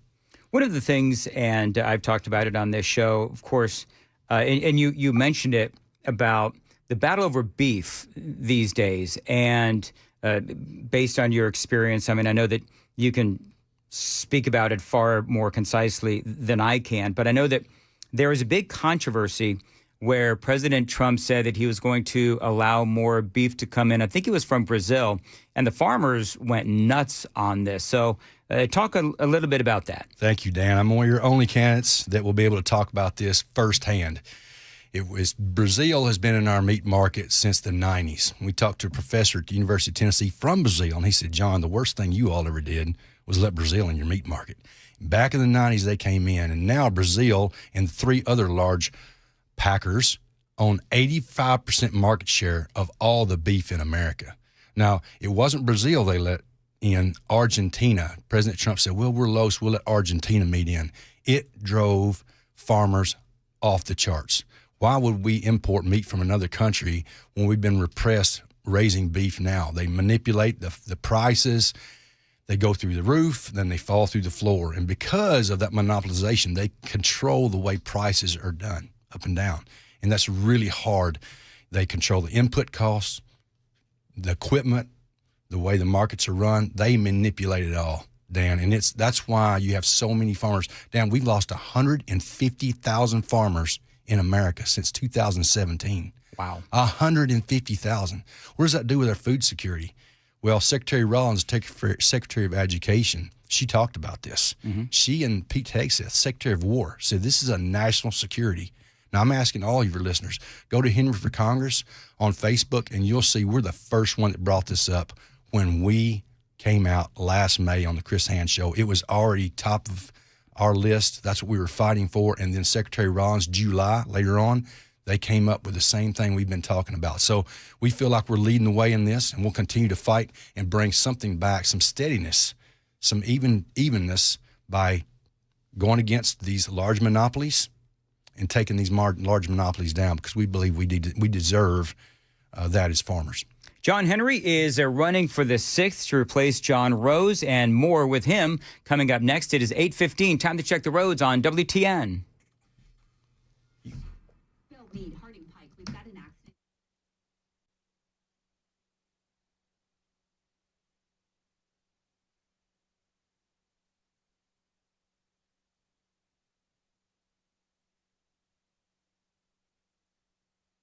8:15 as far as your weather goes. Mostly sunny today and warm, a high of 81. Similar on Saturday, warming to 84. Sunday, breaking the record temperature of 88, set in 1906, a temperature of 90 degrees. Appreciate you listening to Nashville's Morning News and WTN. John Henry joining us in studio, running for the 6th. So I'm gonna throw some topics at you, okay? Yes, sir. I think that's is that your phone? Good Lord. It's all right, man. Sorry about that. I'm like, oh my God, we're under attack. Thank God I've got a Marine here. Yeah, anyway, illegal immigration. I'm just going to throw I'm going to word vomit a bunch of topics at you, okay? A bunch of issues. So illegal immigration, are you satisfied with the number of deportations we've had? And just tell me, by and large, where you at with that? Dan, I listen to you every day. Your answer is my answer. It's all about the law. If we would just uphold the laws that are in the system, that's what it's all about. And I probably don't need to say anything after that, because you talked about it extensively on your show. It's all about the law, and illegal immigration is not above the law in any way. Yep. Soft on crime. It's funny, we were just talking with Cameron Sexton about some policies that they want to pass in the state of Tennessee that have hit a roadblock in the Senate. But, you're a conservative, you're military. I'm assuming that you are tough on crime. Well, you have to be, right? Even in the military, when a young Marine does things that are against the Uniform Code of Military Justice, we had to act in an unbiased way. We follow the rules, we follow the regulations, we follow the laws. Should be no difference out here in the civilian sector, for me anyway. You do the crime, you do the time. It's on the books, make it happen. As a Marine, I'm sure you've been watching everything related to Iran and the possibility of ground troops and all those kinds of things. Tell me what your thoughts are right now on dealing with Iran. Let's do a little history, putting all my Marines out there, even my others, any of my service members. Sunday of 1983, a small Sunday morning, we remember it very quiet, and a truck bomb came in and killed over 200 Marines and other service members there. So we've been waiting since 1983 for this day to come.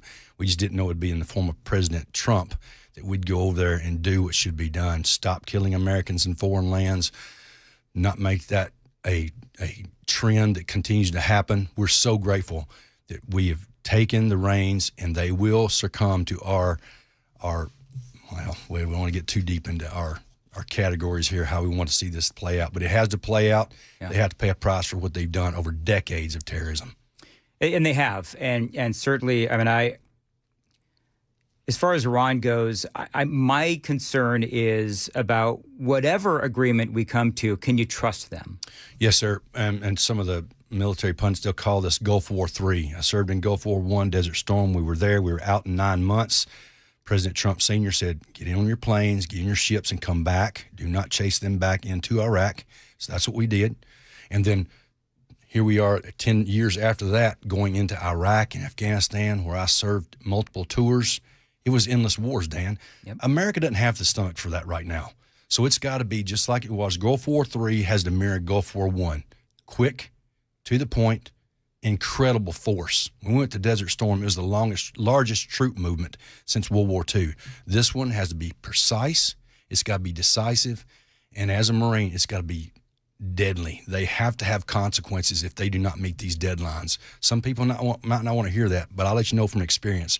There's Marines floating on ships off that country, and the last thing you want to see on your horizon is American ships with Marines sharpening their swords, we call it, ready to go to battle. So let's pray for the Iranian people that Marines will not have to hit their shores. Yeah, it's not about the Iranian people. Everybody wants the best for the Iranian people. Yes, sir. It's about the regime. You earned a PhD. What was it in?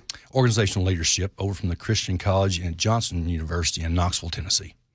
And, of course, that obviously you're talking about leadership, you're talking about the Marines, and that is what makes you qualified to be in Congress. Do you think the fact that you've never, well, I should ask you first, but you've never been a politician? Never. Okay, so do you see that as a benefit or a detriment? I would hope it would be a benefit. Right now, we're a grassroots campaign, which means we don't have a lot of money, but every single day we work as hard as we can.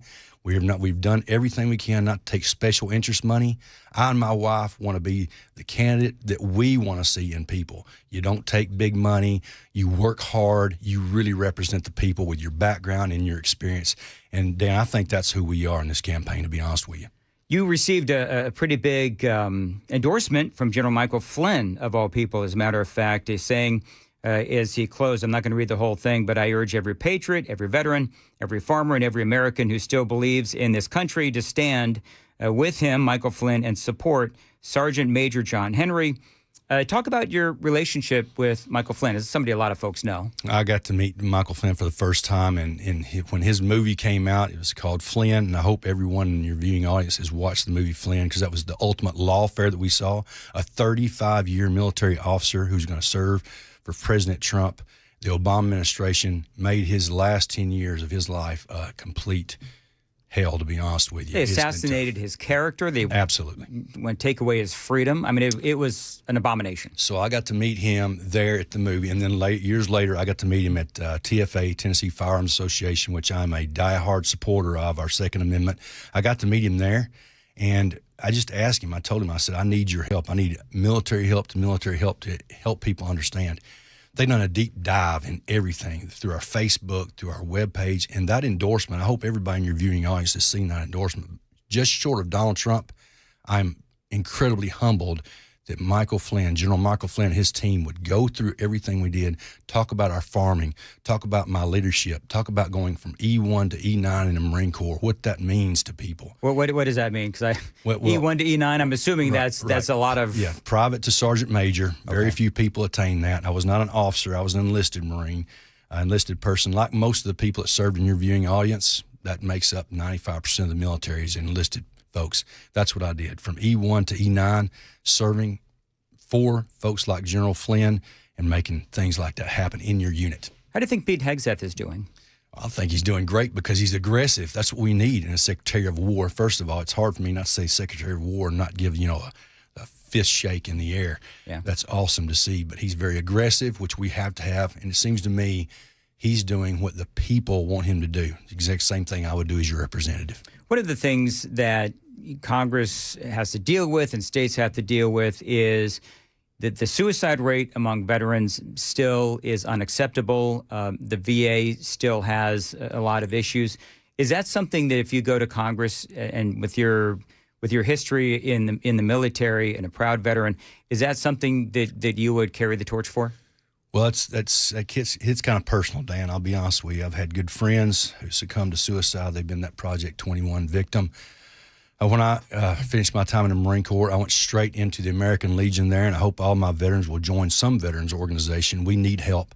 I was the commander of the American Legion there at Post 57 in Carthage, Tennessee, so I served the veterans in our local area and continue to serve on the Cattlemen's Association. I was even the chairman of the Republican Party. We need people, the common man, to get out and do these things, to reach out. We have calls that we make on Thanksgiving and Christmas, the two holidays that we see the most suicides. That's something we have to be able to counter, to give support to. And I'll do everything I can, obviously, when I get to U.S. Congress to see what are we doing now, report back to the people of the 6th District, and find out what further we can do to stop these suicides for these young men and women who've gone out, served their country, and come back home, whether it be difficulty transitioning, occupations. I know there's a number of programs out there, but I'm asking people in the 6th District to engage locally. HenryForCongress.com.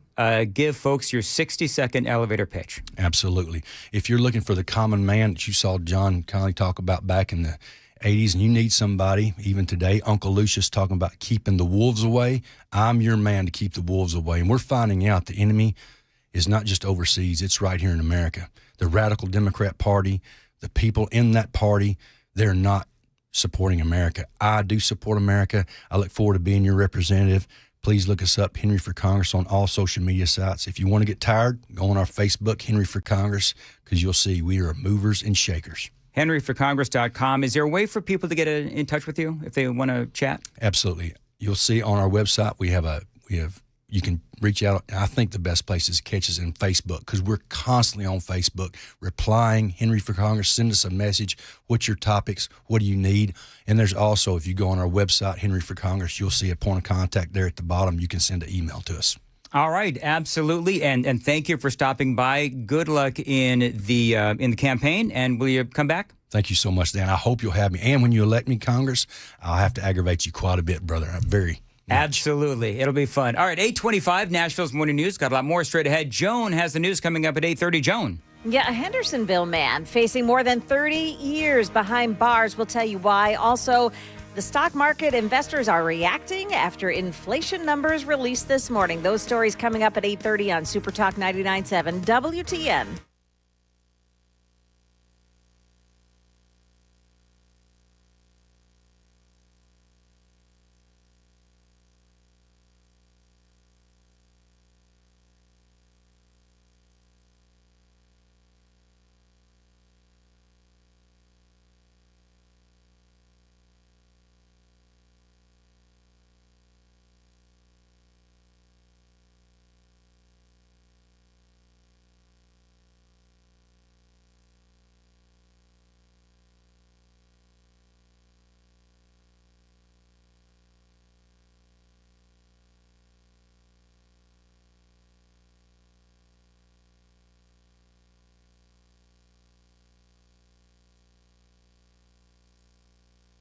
Dan Mandiciri, USS, United Structural Systems, and I got to tell you, this is a great company. This is a great local company, and they can help you maintain and fix your home. I've had USS out to my house. I think it's at least 2 or 3 times. I've spent good money with USS because this is a great company. I was a customer before I was an endorser. Now, United Structural Systems, they are your local foundation and waterproofing experts. They live here, they work here, and yes, they understand exactly how Tennessee's soil, weather, and homes behave. And they've been doing it since 1994. They've got more than 30,000 local homeowners who have trusted USS. Now, that experience means they've seen every type of problems that our homes face, and they know how to read the signs. You know, they like to say that every crack or leak tells a story, and USS knows what those signs mean. They pinpoint the problems at the source: foundation settlement, basement water intrusion, crawl space moisture issues, and a whole lot more. So check them out, 615-488-7855. Book your free home inspection at USSTN.com, USSTN.com, 615-488-7855. USS, we are problem solvers, we are experienced, we are local, we are USS.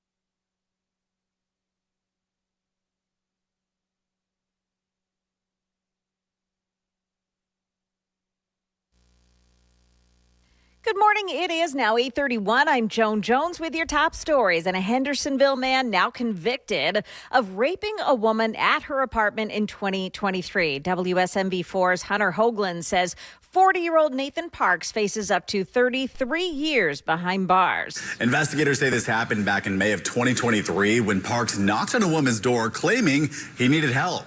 Once he got inside, police say he attacked her and then raped her. When sentenced, Parks would serve nearly all of his prison sentence without the possibility of probation, parole, or early release.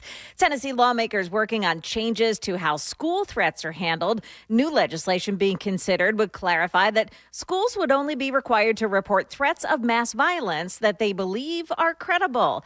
They say that the current law on school threats is too broad. In one case, a fifth grader with disabilities made a threat during a moment of frustration. It was deemed not credible, but that student was charged anyway and placed on probation. Money News brought to you by Beacon Capital Management, online at beaconcm.com. News on consumer prices. Headline number 3.3%. Again, that was the expectation. Core month over month, 0.2%. We were looking for 0.3%. So actually, the core month over month coming in just a little bit better than expected. That's how it sounded over there at Fox News. Also, core year over year came in a little bit lower as well. And right now, stocks have begun trading. Dow Jones Industrials down 93, but the Nasdaq is gaining 131. The S&P up 13 points at the start. That's the latest news. Traffic and weather next. I'm Joan Jones, WTN News. Thank you, Joan. 8:33, Super Talk 99.7 WTN. Spring is here. It is the perfect time to freshen up the air in your home. Now, at Busy Bee Plumbing, Heating, and Cooling, we've put together our Spring Breathe Easy package to help you clear out all that dust, all those allergens, and the pet dander that's been building up inside your home and inside your system. Now, we're not just doing a quick check. We're giving your system a full refresh. Now, that includes an AC tune-up to get you ready for the summer heat, plus an indoor air quality check so you know exactly what your family is breathing. We'll also inspect your ductwork and perform a professional air duct cleaning to remove all of the hidden buildup deep inside your home. And to take it a step further, they're also going to install a whole home germicidal system to help reduce airborne contaminants. Oh, and by the way, with their premium service, they're going to finish things off with a bonus deodorizer treatment so your system smells as clean as it feels. Now, right now, you can get that whole package for just $1,199 on a 1.5 to 3 ton system. That's $1,199 for a 1.5 to 3 ton system. That is normally an $1,800 package or $1,599. $1,599 on a 3.5 to 5 ton system that is normally $2,099. So if you've been thinking about improving your air quality, this is a great time to do it. Call them, Busy Bee, 615-775-7833, busybeehvac.com.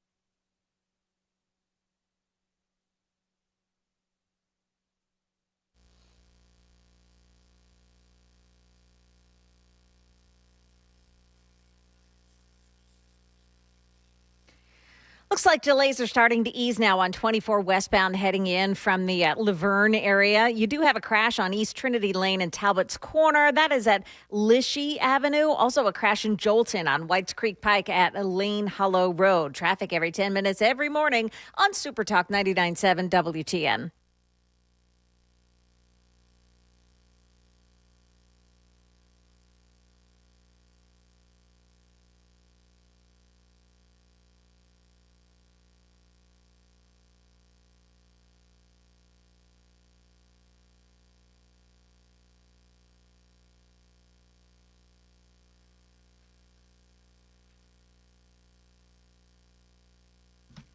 .837, Super Talk 99.7 WTN. You know what I've learned, Chris? The cooler the music, the better you sound.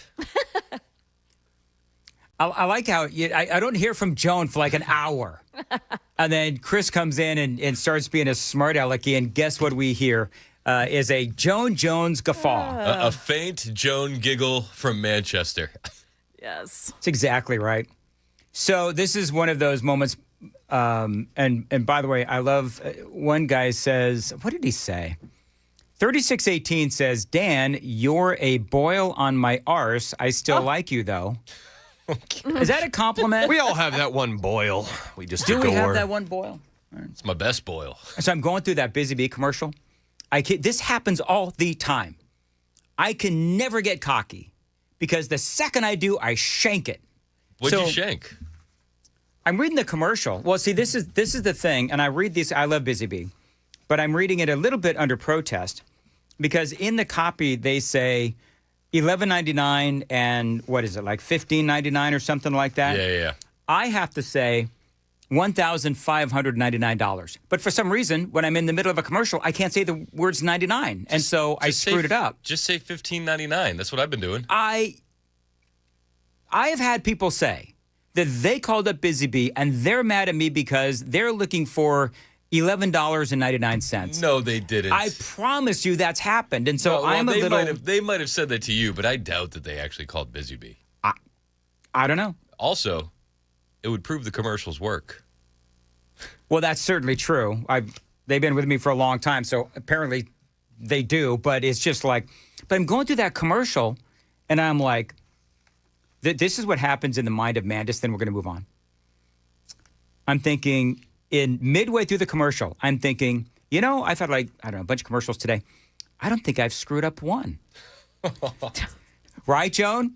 It's like, I've had a pretty good commercial day. That's like saying, hey, there's no rain in the sky. That's exactly right. Just before a huge storm. And then I hit that damn line about 1,199, and I screwed it up the first time. And then I screwed up the $15.99, and it's like, that's God telling me I will never get cocky. Humble yourself. I think not. What is it when I always see Joan, first thing in the morning, Joan says, how you doing? Or people say, how do you doing? And I always say, doing great, plenty of time to train wreck.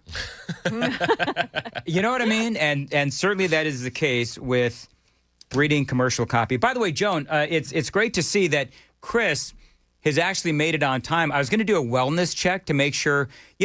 How funny is it that I'm not actually worried about the welfare of Chris's kids as Virginia is gone? I'm actually worried about the welfare of Chris.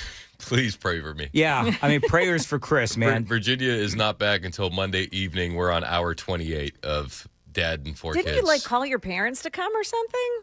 No. Okay. I have lists and notes that I've been referring to. Mm-hmm. So does your wife do what my wife does? The emergency numbers are on the fridge. Yes, exactly. She will leave me like an entire, what is this, 8.5 by 11? Yeah. So 8.5 by 11, both sides on notes about what to do in case, something goes wrong. If she goes off to do whatever it is that she does when she has to go out of town. And so now the nice thing is that when Riker was, really young, it would be like, both sides of a piece of paper. as it's gotten older now, she actually leaves Riker notes on how to take care of me. That's great. That's fantastic. Yeah, I know. But Chris, how many times have you called your wife and said, "What do I do?" None. I'm too proud for that, Joan. I won't admit it. I'll just. Oh, I missed that.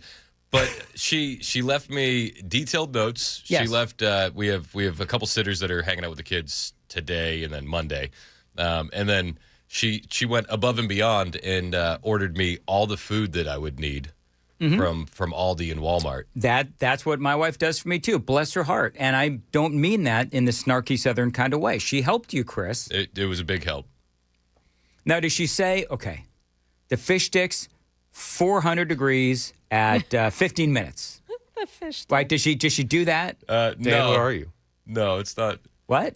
What are you? Are you a gay fish? Oh, he doesn't. He's not going to get the reference. It's a South Park thing. Do you know what I love about Sam? Nothing. Anyway, moving right along. I'm just kidding, Sam. I'm just kidding. So anyway, I don't. Whatever about the fish sticks. Here we go. TB on the text line. Quit being a complaining wuss, Chris. If you can't take care of your kids on your own for 3 days, you don't deserve to be a dad. Okay. Oh, that was That was a mean. cheap shot. Wow. Anyway, well, no, your kids are still alive. They're rocking. Yeah. All the limbs are still there Yeah, for the most part. we got plenty of digits. Well, listen, I know that your wife ordered you a bunch of food and left you some very specific instructions, so I'm sure that you've been slaving over a hot stove. A little bit. Little bit? Little bit. Okay. So What, to heat up something? How many in the Stouffer's microwave? lasagnas? No, came in you that know grocery what? order? I think that Chris has a confession to make. Does your wife know that you've been ordering Uber Eats? Not yet. She does now. We caved. I caved. Did you cave? I caved at about hour 9. 9 hours. So it was about hour 9. I said, I've been working hard. You know, I'm I think going to take something off my plate. Is In-N-Out on Uber Eats yet? It is not. We did what was it? Firebirds in Murfreesboro. It's Okay. awesome. It's awesome. You know, Chris, I think TB then may have a point. Oh, whatever. Whatever. You know what's interesting about Uber Eats? We decided in our house that 2026 we were going to start trying to save money. So the deal was I was going to stop going to Comic Coffee because I was spending a lot of money on Comic Coffee. I'm just going to tell you I was. So And by the grace of God, Wally's Bean Machine came into your life to Yeah. make it a little It bit did. easier for you. I'm gonna admit something. Like I was having a hard time kicking the bucks, kicking the Starbucks. Wally's Bean Machine came in, and I save about $10 every single day because. Wow. And here's the other thing: That adds up. Wally'sBeanMachine.com, people. If you want to upgrade the coffee service in your office, Wally'sBeanMachine.com. Office morale through the roof. And you get the added bonus of a cool guy named Wally coming into your place of business every once in a while. That's exactly right. So, but here's what Wally has done for me. So not only am I saving $10 a day on Starbucks coffee, but when I would go in, I would have one of their really, really fattening pastries. And I don't have the pastries anymore, so I'm losing weight as well. Slim, trim, and saving money. The only thing getting fat is your wallet, Dan. Well, let's not get carried away. I work in radio. So anyway, well, glad to see that you are surviving. By the way, if we ask Kennedy how things are going, what would she say? I think she would say pretty good. I think she would say I'm doing a pretty good job. PG for pretty good. How loud are you? We kind of. No, I don't do that. But we kind of flout the rules a little bit. We've extended bedtime just a hair. You See, do you know what? suck I as a think dad. You know what we really do. That's what dads are for. Are you kidding me? Listen, so my 8-year-old and my 12-year-old they get to stay up a little bit late, but my 6-year-old and my 8-year-old share a room. The boys do. So we have to be very sneaky, or it creates a bit of a kerfuffle in the house. Oh. So I'll tell Brooks, just lay down until he falls asleep, and then he can sneak out. Get out of town. That's what we do. We do it all the time. That's pretty good, actually. Wow. And he does it. He's like, you got it, Dad. You know, Joan, I think the three of us can agree that a good part of parenting is manipulation. It's true. Oh, yes. As a former child, yes. Yeah. So I think one of the most beneficial things for Chris is that the oldest is a girl. And she's probably I bet you lean on her a whole lot. Oh, 100%. Yeah. She has been unbelievably Is awesome. Kennedy listening right now? No, probably not. She doesn't. Kennedy, if you happen to listen to this at some point in time, tell your dad you need an allowance. And you need an allowance higher than the other kids for two reasons. Number one, because you deserve more, but number two, because I think blanketed claims here. I think that it would be great to see all the kids battling because one of you gets a higher allowance than the rest. Although, I don't know, do you do allowance in your house? Not really. We kind of just do one-offs for random jobs. Oh, you know what? People are yelling at me. Why? Good. Oh, because you forgot the bit that you stole from that other radio show? The woke. I didn't steal The Woking Dead from anyone. I thought we were supposed to be doing Mandis's Morning Moron here. Well, I stole that one, so we're not going to. What's the old saying? It's like something borrowed, something shared. It's exactly something right. blue, something new. But people are actually asking for it. I didn't realize. See, you know what I said? Was that this morning, Joan? When I sent Joan and I text all the time. Let's see. I forget exactly what I said, but basically I said I suck at bits, and that's why I don't do them. Yeah. Oh. So yeah, I'm terrible at bits. Like you're really good because you've got that hip hop music DJ background thing that you do. It has nothing to do with music. You just forget all the time, Dan. Shut up, Jane. It has to do with consistency, Dan. Joan, Shingang, I'm going to pronounce right. Shanga Kawawa. Just call me Kawawa. Just call you Kawawa. Oh, that's very. Do I have some audio over here? All right. So hey, you know what it's time for? The Woking Dead. Everyone's You remember favorite. 2 days in a row. Everyone's favorite secondhand segment. Whatever. No, it's a hand-me-down. I thought our favorite secondhand segment was Mandis is a moron in the mornings. There is that too. By the way, it's not a hand-me-down. It's a Dan-me-down. Oh, I like it. I like it. Yeah, but it kind of comes down from Chris because this is sort of like the lightning round, right? No, this isn't even close to the lightning round. Then why are you is there here, thunder? Joan? Oh, that's true. I don't have thunder in The Woking Dead. You have stories like Well, I do back to have back, and in stories. between every story, you play your Woking Dead, right? It's basically like you took the lightning round and you took White Woman Wednesday and you made them have a baby, and it's The Woking Dead. Nobody wants to have a baby with those white women. well, they just run to Planned Parenthood and Oh, no. That we have Alt Delete. featured. Oh, that's terrible. It is terrible.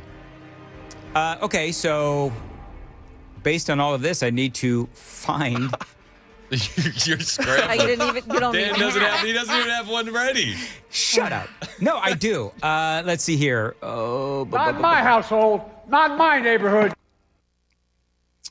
George Con. All right, here we go. You ready? I got it. All right. Let's go. I found it. Am I? makeshift Mandis at the ready. Am I up?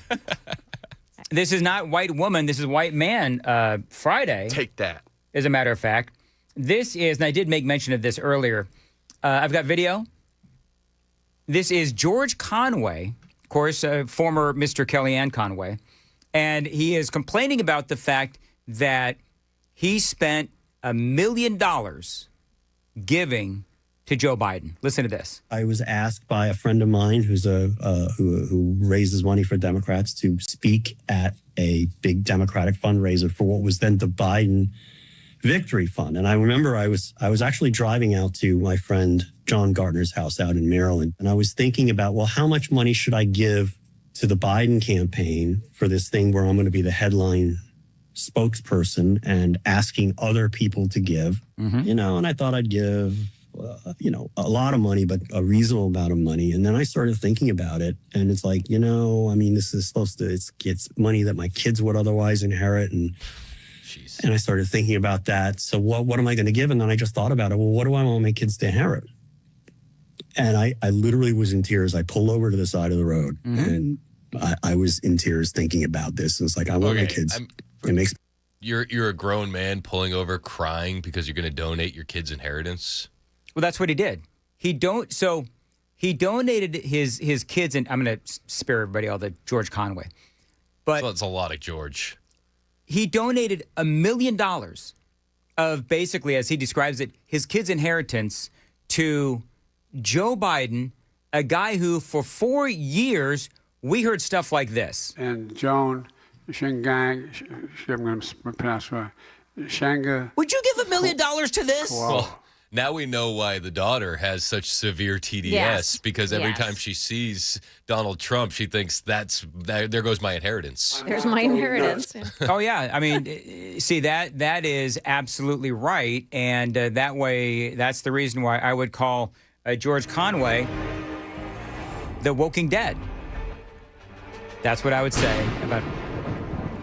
It's not a lightning round. Hello, can't you hear the theme? It's the Woking Dead. We need more lightning. We need more Woking Dead. That's what it is. All right, there you go. You know what we really need? What's that? I could have used a little more cowbell. Could have. Shoulda. Woulda. Anyway, so there you go. Got any big plans this weekend? No. Well, that was a bit of a snark right before. No, I just in the 5 o'clock hour, I was regaling the audience with we're going to go fly Riker's RC airplane this weekend. I think you know, but I never. Did you pick out a tree? No, we have not picked out a tree. Okay. But for people that missed the 5 o'clock, I didn't even talk about this on the air, but Riker flew his RC airplane into a second tree. There's been a second tree, sir. I threw my arm out trying to throw rocks at the plane to get it out of the tree. It didn't. We left Charlie Daniels Park, and lo and behold, this is such an amazing story. You know that the first plane was saved by listener Allie.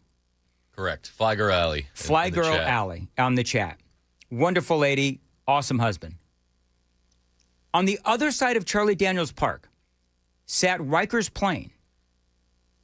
Allie, who saved the first plane, is walking Charlie Daniels Park, and what does she find?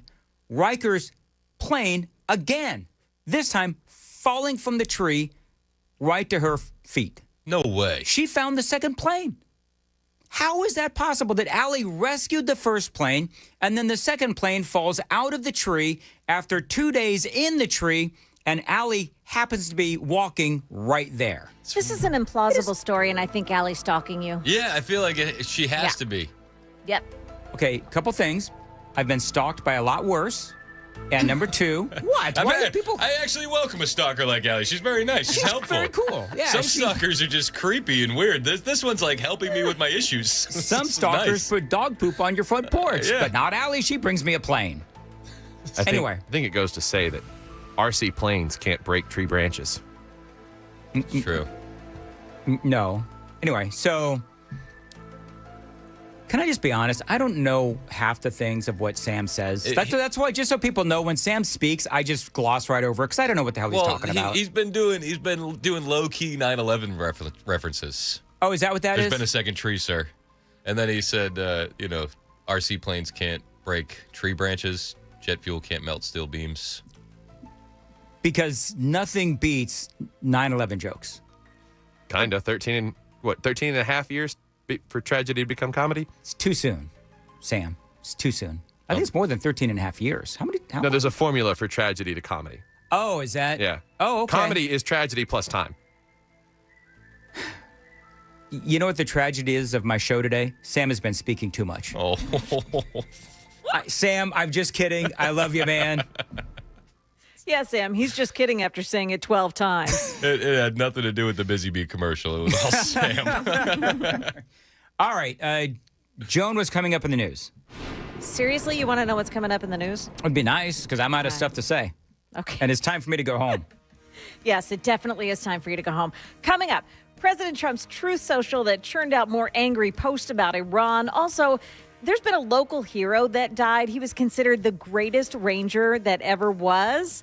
His story coming up here at 9 o'clock on Super Talk 99.7 WTN. 8:57 Super Talk 99.7 WTN Generator Super Center. Listen, if you're worried about your power going out, because we have certainly seen that here in 2026, you've got to call my friends at the Generator Super Center. They are the nation's #1 Generac generator dealer. Now, this is a great company, and we've all learned how important these backup home standby generators are, because the bottom line is, if your power goes out in your neighborhood, your generator from the Generator Super Center is going to turn your power right back on.